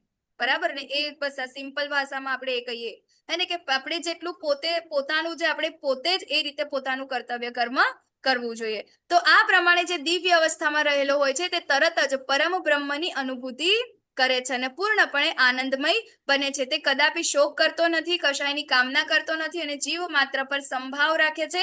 તે અવસ્થામાં તે મારી શુદ્ધ ભક્તિને પામે છે. બરાબર, તો અહીં જ રહીને આ જ જીવનમાં આપણે ભગવત પ્રાપ્તિ કરી શકીએ છે. ભગવાનની શુદ્ધ ભક્તિ આપણે કરી શકીએ છીએ. બરાબર. જે તે કાર્ય કરતા હોય તે ગૃહિણી પોતાના કામને પોતાનું માને. બરાબર. સ્ટુડન્ટ છે પોતાના કામને પોતાનું માને. પતિ છે પોતાના કામને પોતાનું માને. બરાબર. જે એમ્પ્લોય છે પોતાના કામને પોતાનું માને. પરંતુ જો આપણે એવું કરીએ કે ભાઈ આ તો આવું કરે છે ને પેલું તેવું કરે છે તો એ પછી નહીં થાય. બરાબર. તો જે કામ આપણું પોતાનું છે, પોતાનું કર્તવ્ય છે, એ કર્તવ્યને આપણે શું કરવું જોઈએ? પોતાનું માની અને નિષ્ઠાથી કરવું જોઈએ. બરાબર. અને એમ કરતા જઈ અને આપણે શું કીધું છે આગળ 5મા ચેપ્ટરમાં ભગવાને કે બધાને આપણે જે કાંઈ પણ તમે કરો, બરાબર, કોઈ જગ્યાએ જોબ કરો છો, ઘરે કામ કરો છો, સ્ટડી કરો છો, કંઈ પણ કરો છો, સેન્ટરમાં રાખો કૃષ્ણને. બરાબર. ફળની આશા ના રાખો. ત્યારે શું કહે છે કે આપણે આ બધા જ શું થશે? એ ભગવાનની શુદ્ધ ભક્તિને પ્રાપ્ત કરશે. બરાબર. મને કેવળ ભક્તિ દ્વારા જ પૂર્ણ પુરુષોત્તમ પરમેશ્વર તરીકે જાણી શકાય છે. બરાબર. શું કહે છે? ભક્ત્યા મામ અભિજાનંતી. બરાબર. ભગવાનને એમના પૂર્ણ સ્વરૂપે ક્યારે જાણી શકાય? જ્યારે આપણે ભક્ત બનીએ ત્યારે. એના સિવાય બીજો કોઈ રસ્તો નથી. બરાબર. અને હરે કૃષ્ણ. આપણે થોડીક 10 મિનિટ આગળ ચાલશે તો ચાલશે? હરે કૃષ્ણ. હા માતાજી ચલો. આજ કેમ કે ચેપ્ટર થોડું લોંગ છે ને એટલા માટે, અને હું આજે થોડી શાંતિથી જઉં છું. ચાલશે? કેટલા જણ છે જે લોકોને ચાલશે?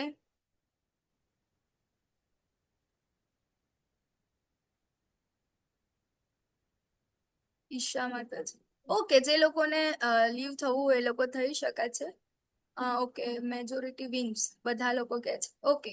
તો આપણે થોડીક 10 મિનિટ આપણે આગળ જઈશું કારણ કે આજનું ચેપ્ટર બહુ ઇમ્પોર્ટન્ટ છે, બહુ ઇમ્પોર્ટન્ટ છે, બહુ ઇમ્પોર્ટન્ટ છે. બરાબર. અને આગળના ચેપ્ટર્સ આપણે થોડા સ્પીડમાં લીધા, પણ આ ચેપ્ટર એટલા માટે સ્પીડમાં નથી લેતી કારણ કે આગળના બધા ચેપ્ટર્સનું શું છે? રિવિઝન પણ છે. બરાબર. અને બહુ ઇમ્પોર્ટન્ટ. અહીંયા આગળ છેલ્લે તો ભગવાન એટલું સરસ કહેશે, આપણને મજા આવી જશે. બરાબર. તો અહીંયા આગળ કૃષ્ણ કહે છે કે મને કેવળ ભક્તિ દ્વારા જ શું થાય છે? આપણે એમને પૂર્ણ રૂપે જાણી શકાય છે. એના વગર આપણે એને જાણી શકાતા નથી. અને આવી ભક્તિ વડે જ્યારે મનુષ્ય મારી પૂર્ણ ચેતનામાં હોય છે ત્યારે તે વૈકુંઠ જગતમાં પ્રવેશ કરી શકે છે. બરાબર. તો વૈકુંઠમાં, આપણા ભગવત ધામમાં આપણે જ્યારે જવું હોય ત્યારે આપણે શું બનવું પડશે? પહેલા ભક્ત બનવું પડશે. ઇવન અહીંયા ગઈકાલે એક પ્રભુજી કહેતા હતા ને કે એ શું કરતા હતા કે આપણા નરસિંહ મહેતા, બરાબર, કે મને તો ભલે જન્મો જન્મ અહીંયા ગાડી અવતાર મળે, મને કોઈ પ્રોબ્લેમ નથી. કેમ? કારણ કે એમને આ જન્મના અંદર જ એમને એવું લાગતું હતું કે હું વૈકુંઠમાં છું. કારણ કે જ્યાં ભક્ત હોય ત્યાં ભગવાન હોય ને એ વૈકુંઠ હોય. જ્યાં ભગવાન હોય એ વૈકુંઠ જ કહેવાય. બરાબર. તો જે જગ્યાએ ભક્ત હશે ત્યાં વૈકુંઠ હશે. બરાબર. તો અને ભક્ત થવું પડે. એના માટે ભગવાનને પ્રાપ્ત કરવા માટે ભક્ત થવું પડશે તો વૈકુંઠ આવશે, નહીં તો નહીં આવે. બરાબર. જેવી રીતે એક આ હનીબી છે. બરાબર. તો હનીબીને મધ બહુ ભાવે. તો મધને ચાખવા માટે એને શું કરવું પડશે? બોટલને ખોલવી પડશે, એના અંદરથી મધ કાઢવું પડશે અને પછી ચાટવું પડશે. બરાબર. પરંતુ જો એની આજુબાજુ ઢાંકણને ખોલશે જ નહીં, એના અંદર ડૂબકી જ નહીં લગાવશે, તો પછી એને ખબર પડશે નહીં કે આનો ટેસ્ટ શું છે. બરાબર. તો ભક્તિ શું છે? જો તમારે ટેસ્ટ કરવું હોય કે ભગવત ધામ શું છે, બરાબર, સક્સેસ થવું હોય આગળ, તો તમારે પણ એના અંદર ડૂબકી લગાવવી પડશે. બરાબર. અને ડૂબકી લગાવ્યા પછી જ ખબર પડશે. અને બીજું કે ભગવત ધામમાં જવા માટે આપણની પાસે એક ટિકિટ માંગશે. બરાબર. કે લાવો ભાઈ તમારી ટિકિટ ક્યાં છે? એક મેળો હોય, મેળાના અંદર આપણે કોઈ બી જગ્યાએ આવે તો જઈએ તો એન્ટ્રન્સ ટિકિટ હોય, ફીસ હોય, અને ફીસ માંથી આપણને એક ટિકિટ આપે. બરાબર. તો એ ટિકિટ ક્યાં છે તમારી? તો જો આપણે ભક્તિ કરી હશે તો આપણને ટિકિટ અવશ્ય મળશે. બરાબર. તો ત્યાં આગળ શું છે કે ભગવાનના ધામમાં જવા માટે આપણને ભક્તિની ટિકિટની જરૂર છે. નહીં તો ત્યાં આગળ રસ્તા પર જ આ જે ટિકિટ ચેકર છે, બરાબર, ત્યાં રસ્તા પર જ આપણને કાઢી મૂકશે. ભાઈ જાઓ, તમારે કામ નથી, જાઓ, ટિકિટ લઈને આવો. આપણે પાછું આવવું પડશે, બીજો જન્મ લેવો પડશે કે હવે તો ભક્તિ કરવી પડશે, નહીં તો ત્યાં જવાશે નહીં. હા. એટલે એવી છે ગોલોકમાં જવા માટે આપણે ભક્તિ ખૂબ જરૂરી છે. અને ભગવાન આગળ કહે છે કે જો તું મારામાં ભાવના ભાવિત થઈશ તો તું મારી કૃપાથી બદ્ધ જીવનમાં સર્વ વિઘ્નોને ઓળંગી જઈશ. પરંતુ જો મિથ્યા અહંકાર વસ્તુ આવી ચેતનામાં કાર્ય કરીશ નહીં અને મારી વાત સાંભળીશ નહીં તો તું નષ્ટ થઈ જઈશ. શું કહે છે અહીં અગાડી? કૃષ્ણ અલ્ટિમેટલી આપણાને કહે છે કે ભગવદ્ ગીતાના અંદર જેટલા પણ નિયમો આપ્યા છે, જેટલી પણ વાતો કહેવામાં આવી છે, જો આપણે એને ફોલો નહીં કરીએ તો શું કહે છે કે તું નષ્ટ થઈ જઈશ. બરાબર. અને તમને પણ હવે કદાચ એક આઈડિયા તો આવી ગયો હશે કે દરેક ચેપ્ટરના અંતમાં કૃષ્ણ આપણી પાસે શું ઈચ્છા રાખે છે? એવી ઈચ્છા રાખે છે કે આપણે ભક્ત થવાનું છે, બરાબર. માર્કેટમાં ઘણી બધી ભગવદ્ ગીતા છે. ઘણા બધા લોકો ભગવદ્ ગીતાને અલગ અલગ વસ્તુથી, અલગ અલગ એંગલથી જોતા હશે કે ભાઈ તમારું કર્મ એ જ તમારી ભક્તિ છે, બરાબર. તમે જે કરો છો એ જ ભક્તિ છે, તમે જે સેવા કરો છો એ જ ભક્તિ છે. પરંતુ સાચી ભક્તિ શું છે એ અહીં આગળ આપણને કૃષ્ણ કહી રહ્યા છે. અને ભગવદ્ ગીતાનો એકમાત્ર ઉદ્દેશ્ય છે ભક્ત બનાવવાનો, બરાબર. એ છે ભક્ત બનવાનો. અને એ જ ઉદ્દેશને જો આપણે નહીં સાંભળી શકીએ, આપણે એને ફોલો નહીં કરીએ, તો ભગવાન શું કહે છે? તું નષ્ટ થઈ જઈશ, બરાબર. કેટલી વાર કીધું આપણને કૃષ્ણએ, તું મારા શરણે આવી જા, બરાબર, મારો ભક્ત થા. હા, કેટલી બધી વાર આપણને કીધું, હને. જ્યારે આપણે ભક્ત બનીશું અને ભગવાનની વાતો સાંભળીશું, તો આજે આ ભવસાગર છે ને, બરાબર, ત્યાં મોટું, આટલું મોટું ભવસાગર છે, એને તમને કોઈ ઓળંગવાનું કહી દો તો આપણું આ જીવન છે કેવું છે? ભવસાગર જેવું છે, બરાબર. એને આપણે ઓળંગવાનું છે તો ઓળંગી શકીશું? નહીં ઓળંગી શકીએ. પરંતુ જો આપણે ભક્તિ કરીશું ને, તો આ ભવસાગર કેવું જ લાગશે આપણને, ખબર છે? એક ગાયના ખર જેટલું, કે જેને નાનું અમથું છોકરું પણ ડાકી શકે, બરાબર, એને ઓળંગી શકે.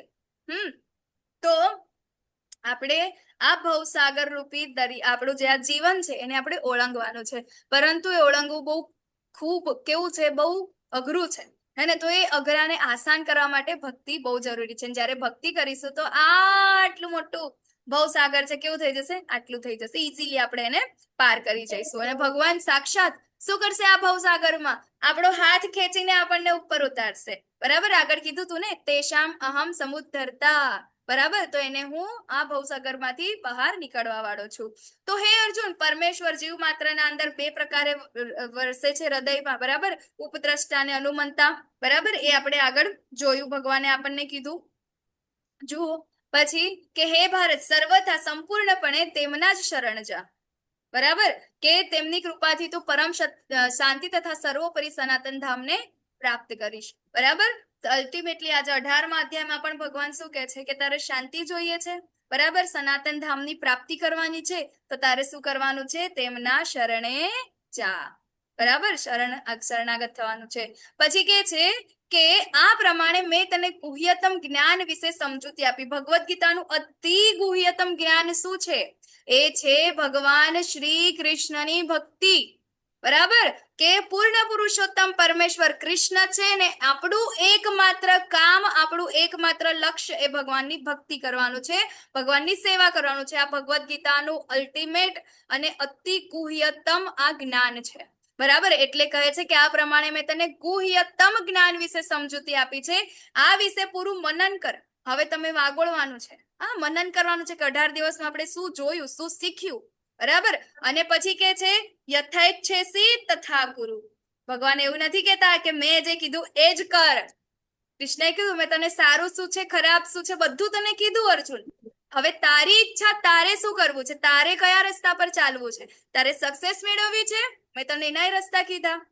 તારે એ રસ્તા પર નથી ચાલવું તો એનાથી શું થશે એ પણ મેં તને કીધું. એનું પરિણામ શું આવશે એ પણ મેં તને કીધું. હવે તારી ઈચ્છા, તારે શું કરવું છે, તારે ક્યાં જવું છે, બરાબર. તો અહીં ગાડી ભગવાન ક્યારે ફોર્સ નથી કરતા કે મેં જે કીધું એ જ તું કર.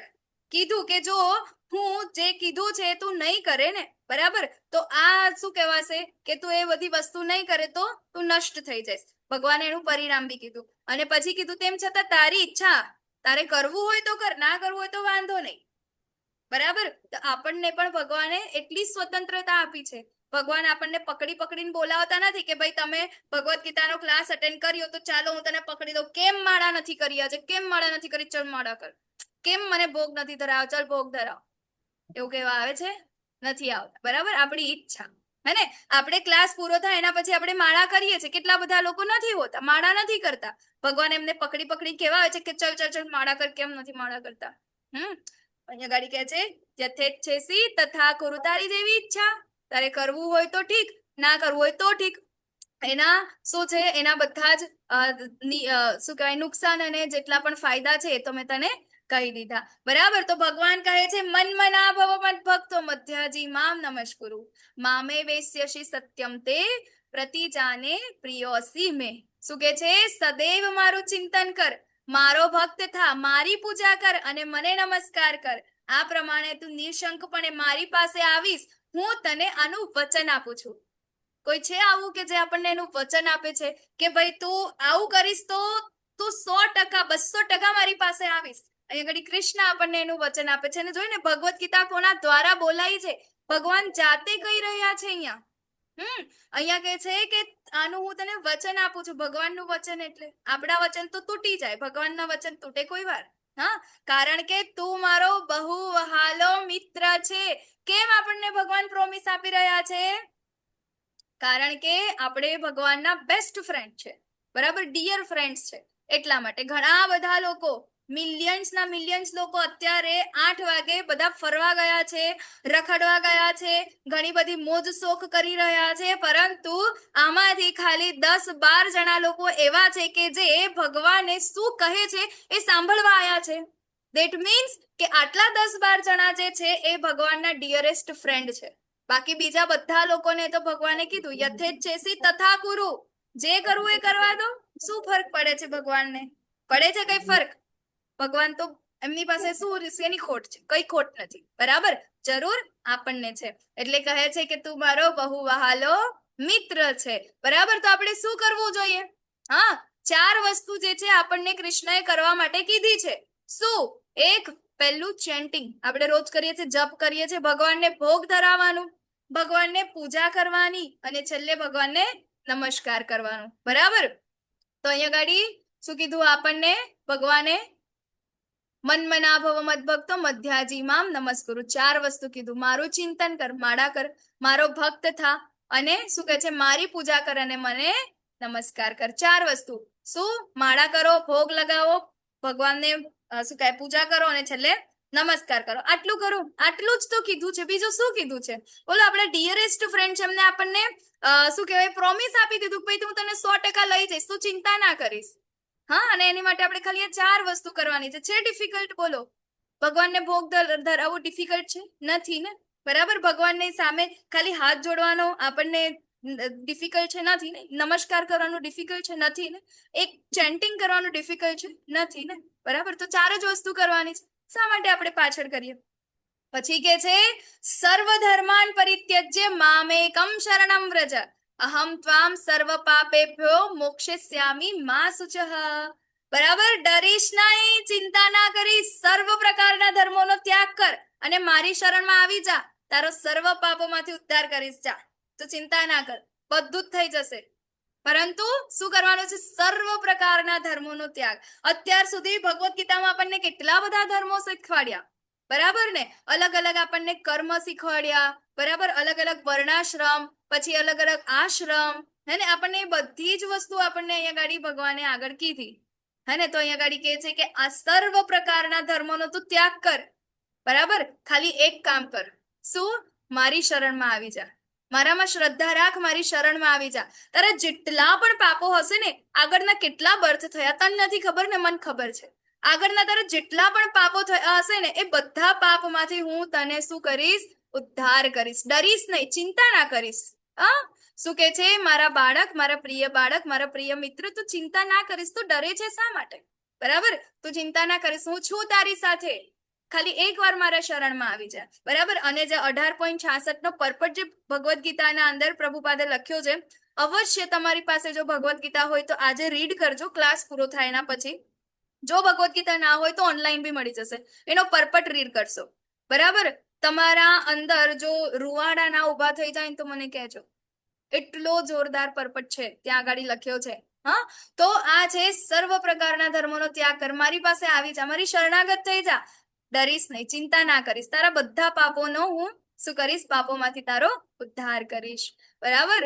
જો, અને આયા છે ને ભગવાન દ્રૌપદીને, હા, ત્યાં આગળ દ્રૌપદીના ચીર હરણ કરવા જ્યારે થતા ચીર પૂરવા માટે આવ્યા ને, દ્રૌપદીએ શું કર્યું? બધા જ લોકોને આજુબાજુ એના વડીલો હતા એમની પાસે આજીજી કરી, પોતાના પતિઓ હતા એમની પાસે આજીજી કરી, જે સામેવાળા જે ધ્રુત હતા, જે લોકો ચીરહરણ કરી ગયા હતા, એમના પગે પડી, કગરી, કઈ ના કર્યું. છેલ્લે પોતાની શક્તિ પણ અનુભવી. શું કર્યું? પોતે પકડી લીધું, ના રહ્યું હાથમાં, દાંતમાં એને ભીંચી લીધી, ના થયું. પોતાની શક્તિ પણ કામ ના કરી. પછી છેલ્લે કીધું ગોવિંદા.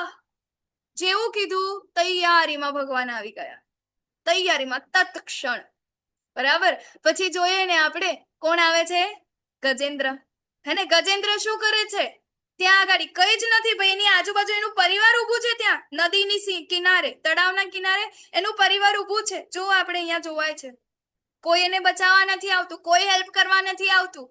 કોણ આવે છે હેલ્પ કરવા? એકમાત્ર પૂર્ણ પુરુષોત્તમ પરમેશ્વર. બરાબર, એના શરણાગત થવાનું છે આપણે, હે ને? તો અહીંયા ગાડી ભગવાન કહે છે કે તું ડરીશ નહીં, બધા પાપોમાંથી હું તારો ઉદ્ધાર કરીશ. જે મનુષ્ય ભક્તોને આ પરમ રહસ્ય બતાવે છે તે શુદ્ધ ભક્તિને પ્રાપ્ત કરે છે. હવે બહુ ઇમ્પોર્ટન્ટ કૃષ્ણ અહીંયા ગાડી કહી રહ્યા છે કે આ જે પરમ રહસ્ય, કયું પરમ રહસ્ય? શું છે રહસ્ય? મારા શરણે આવી જા, મારો ભક્ત થા, ડરીશ નહીં, બધા પાપોમાંથી મુક્તિ આપશે ભગવાન. બરાબર. અને આવું જે રહસ્ય છે તે શુદ્ધ ભક્તિ પ્રાપ્ત કરે છે. બરાબર. તમે અત્યારે જે આ ક્લાસ ચાલી રહ્યા છે, ક્લાસની લિંક બીજા કોઈકને મોકલો, કોઈકને ભગવદ્ ગીતા વિશેનું જ્ઞાન આપો. ભગવદ્ ગીતા શું કે છે, કૃષ્ણ વિશેનું જ્ઞાન આપો. તો અહીંયા ગાડી ભગવાન કે છે જસ્ટ એટલું કરવા માત્રથી તે શુદ્ધ ભક્તિને પ્રાપ્ત કરે છે. બરાબર. અને અંતે તે મારી પાસે આવશે, તેમાં લેશ માત્ર શંકા નથી. આપણે જોઈએ ને પ્રભુપાદ છે, જેના કારણે આપણને આટલું અલ્ટિમેટ જે નોલેજ છે, ગુહ્યતમ જે નોલેજ છે ભગવદ્ ગીતાનું, એ આપણને જાણવા મળ્યું. બરાબર ને? તો શું આપણને શું લાગે, ક્યાં ગયા હશે? ભગવાને કીધું છે લેશ માત્ર શંકા નથી, એ મારી પાસે જ આવશે. બરાબર. તો આ જગતમાં તેના કરતા અન્ય મને કોઈ બીજો સેવક વધારે પ્રિય નથી. તો ભગવાનને સૌથી વહાલું કોણ છે? હા, કોણ છે સૌથી વધારે? એમ તો બધા જ ભગવાનના બાળક છે. ભગવાન કોઈની સાથે શું કહે, ભેદભાવ નથી કરતા. હા, આપણને જે જમવાનું મળે છે, બરાબર, આપણું જીવન ચાલે છે, જીવનના જરૂરી આપણને શું અનાજ, પાણી, બધું જ વસ્તુ મળી રહે છે. તો જે નથી કર્મ કરતા, જે લોકો ભગવદ્ ગીતા અટેન્ડ નથી કરતા, એના ક્લાસ ભગવદ્ ગીતા વાંચતા નથી, ખરાબ કર્મ કરે છે, પાપી પ્રવૃત્તિમાં જોડાયેલા છે, આસુરિક પ્રવૃત્તિ વાળા છે, એ લોકોનું પણ તો જીવન ચાલે છે ને. બરાબર. કેમ? કારણ કે એ બી તો ભગવાનના અંશો છે. તો એને જો ભગવાન આ બધી જ વસ્તુઓ, જીવન જરૂરિયાત વસ્તુઓ પ્રોવાઈડ કરતા હોય, બરાબર, તો પછી આપણાને બી કરે. પરંતુ ભગવાન કહે છે કે મને વધારે પ્રિય કોણ છે? વધારે પ્રિય છે મારો ભક્ત. બરાબર. તો જો આપણે ભગવાનને પ્રિય થવું હોય તો આપણે શું કરવાનું છે? ભગવાનના નામનો પ્રચાર. બસ એક જ વસ્તુ છે. બરાબર. એનાથી પ્રિય ભગવાન કહે છે કે બીજું કોઈ નથી. એથી એનું હું જાહેર કરું છું. જાહેરાત કરે છે ભગવાન હવે કે જે મનુષ્ય આપણા આ સંવાદનું અધ્યયન કરે છે તે પોતાની બુદ્ધિથી મારી પૂજા કરે છે. બરાબર. આ ભગવદ્ ગીતા સાંભળવાના ફાયદાઓ. અને જે મનુષ્ય શ્રદ્ધાપૂર્વક તથા દ્વેષ રહિત થઈને આ સાંભળે છે તે સર્વ પાપમાંથી મુક્ત થાય છે. જસ્ટ ભગવદ્ ગીતા સાંભળવાથી આપણા કેટલા બધા પાપ મુક્ત થઈ ગયા. અને એવા શુભ લોકોને પ્રાપ્ત થાય છે જ્યાં પુણ્યાત્માઓ નિવાસ કરે છે. બરાબર. તો આપણે નરકમાં ને બીજી બધી જગ્યાએ તો જવાની વાત જ શું, ખાલી ભગવદ્ ગીતાનું અધ્યયન કરવાથી, શ્રવણમ કરવાથી આપણને શું થાય છે? પુણ્ય લોકો પ્રાપ્ત થાય છે. બરાબર. હવે અર્જુને કહ્યું, મારા પ્રિય કૃષ્ણ, હે અચ્યુત, મારો ભ્રમ હવે દૂર થઈ ગયો. તમારી દયાથી મેં મારી યાદ શક્તિ પાછી મેળવી લીધી છે અને હવે હું મક્કમ છું અને શંકાથી મુક્ત છું. સંશય દૂર થઈ ગયો. બરાબર. કેશી નિશુદ અને શું કર્યું? એની બધા સંશય દૂર કરી દીધા. એટલે શું કે છે? શંકાથી મુક્ત છું અને તમારી સૂચનાઓ અનુસાર હવે હું કાર્ય કરવા તૈયાર છું. અર્જુનજી યુદ્ધ કરવા માટે તૈયાર થઈ ગયા. બરાબર. હું રેડી છું ફાઇટ કરવા માટે. તો આપણે પણ અહીંયા ગાડી શું કરવાનું છે? રેડી છું. જે કાંઈ પણ સિચ્યુએશન છે, કઈ પણ હશે, હું રેડી છું એને ફેસ કરવા માટે. મારે એનાથી ભાગવાનું નથી, ડરવાનું નથી. બરાબર. તો ફાઇનલી 45 મિનિટના આ સંવાદ પછી અર્જુનજી ડિસાઈડ કરે છે ફાઇટ કરવાનું. તમે જુઓ, પહેલા અધ્યાયના અંદર અર્જુનજીની કેવી હાલત કેવી હતી? હા, બધા બાણ છૂટી જતા હતા હાથમાંથી, પરસેવો છૂટતો તો, સામેવાળાને હું મારું કે ના મારું, શું કરતું, કન્ફ્યુઝન, કેટલું કન્ફ્યુઝન. અને હવે અર્જુનજી જુઓ શું કહે છે કે ફાઇટ કરવા તૈયાર છે, રેડી છે. બરાબર. ઉત્સાહપૂર્વક, હે ને? તો હવે સંજયજી અહીંયા ગાડી શું કરે છે? હસ્તાક્ષર લખે છે કે ભાઈ આ બધું જે છે એની સાક્ષી પૂરે છે. શું કે આ પ્રમાણે મેં કૃષ્ણ તથા અર્જુન બંને મહાપુરુષોનો સંવાદ સાંભળ્યો અને આ સંદેશ એટલો અદ્ભુત છે કે મારા શરીરમાં રોમાંચ થાય છે. અને વ્યાસદેવની કૃપાથી આ પરમ ગુહ્ય સંવાદ કેવો છે? પ્રત્યક્ષપણે યોગેશ્વર કૃષ્ણના મુખેથી અર્જુનને કહેવામાં આવતો સાંભળ્યો છે. હે રાજા, જ્યારે હું કૃષ્ણ તથા અર્જુન વચ્ચે થયેલા આ અદ્ભુત તથા પવિત્ર સંવાદનું વારંવાર સ્મરણ કરું છું ત્યારે પ્રતિ ક્ષણે હર્ષ વિભોર થઈ જાઉં છું. બરાબર. તો જેટલી વાર આપણે જ્યારે ભગવદ્ ગીતાને સાંભળીએ છીએ, ભગવદ્ ગીતાને સમજીએ છીએ, બરાબર, ત્યારે અહીંયા આગળ સંજયજી કહે છે કેટલી વાર હું હર્ષ વિભોર થઈ જાઉં છું. બરાબર. તો અહીંયા આગળ શું કહે છે સંજયજી? બીજું કે જ્યાં આગળ યોગેશ્વર કૃષ્ણ હોય, યત્ર યોગેશ્વર કૃષ્ણ યત્ર પાર્થો ધનુર્ધર તત્ર વર્જીય તત્ર શ્રી વીરજયો ભૂતિર ધ્રુવા નીતિર્મ તીર્મમ. બરાબર. શું કે છે કે જ્યાં યોગેશ્વર કૃષ્ણ છે અને જ્યાં ધનુર્ધર અર્જુન છે ત્યાં ઐશ્વર્ય, વિજય, અસાધારણ શક્તિ તથા નીતિ પણ નિશ્ચિતપણે રહે છે એવો મારો મત છે. બરાબર. વ્યાસદેવના આ શિષ્ય અહીંયા ગાડી એ મત આપે છે. બરાબર. જ્યાં કૃષ્ણ અને અર્જુન છે. બરાબર. તો આપણે તો ભગવાનના બેસ્ટ ફ્રેન્ડ છે, કૃષ્ણ આપણી સાથે છે, તો પછી ડરો છો શા માટે? ત્યાં આગળ ઐશ્વર્ય, વિજય અને અસાધારણ શક્તિ હંમેશા છે, નાસીપાસ નથી થવાનું. ભગવાને કીધું છે ડરીશ નહીં. બરાબર. તો હવે લાઈફ લેસન શું લેવાનું છે આમાંથી? જો કૃષ્ણ તમારી સાથે હોય તો જીવનમાં હંમેશા શું થશે? જીત થશે. બરાબર. ક્યારેય હાર થશે નહીં. બરાબર. કેમ ડરવાનું ભાઈ? હા, શા માટે ડરવાનું? કૃષ્ણ આપણી સાથે છે. Don't fear, Krishna is here. બરાબર. કૃષ્ણ છે સાથે, ડરવાનું નથી. તો હ્યુમન લાઈફ શું છે? ફૂલ ઓફ બેટલ્સ, ઘણી બધી. જો એને આપણે પગલે ને પગલે આપણે શું કરીએ છીએ? કંઈક ને કંઈક યુદ્ધ આપણા જીવનના અંદર ચાલતા રહે છે, નાના મોટા. તો આપણે એનાથી ડરીને બેસી નથી જવાનું, ભાગી નથી જવાનું. શું કરવાનું છે? ફાઇટ ટુ ધ લાસ્ટ સુધી, જ્યાં સુધી જીતીએ નહીં ને અંત સુધી ફાઇટ કરવાની છે અને આપણો પોતાનો સ્ટેન્ડ ત્યાં આગળ લેવાનો છે. બરાબર. ક્યારે નાસીપાસ નથી થવાનું આ જીવનના અંદર. તો ભગવદ્ ગીતાના મહત્વના સંદેશાઓ કયા કયા છે? આપણે આત્મા છે, ભગવાન કૃષ્ણ સર્વોચ્ચ વ્યક્તિત્વ છે અને પૂર્ણતા પ્રાપ્ત કરવા માટે શેની જરૂર પડશે? ભક્તિમય સેવાઓની જરૂર પડશે. બરાબર. તો એના માટે ભક્તિમય સેવાઓ જે છે શ્રેષ્ઠ પ્રક્રિયા છે. વાંછાકલ્પતરુભ્યશ્ચ કૃપા સિંધુભ્ય એવ ચ પતિતાનાં પાવનેભ્યો વૈષ્ણવેભ્યો નમો નમઃ. અનંત કોટિ વૈષ્ણવ વૃંદ કી જય. શ્રીલા પ્રભુપાદ કી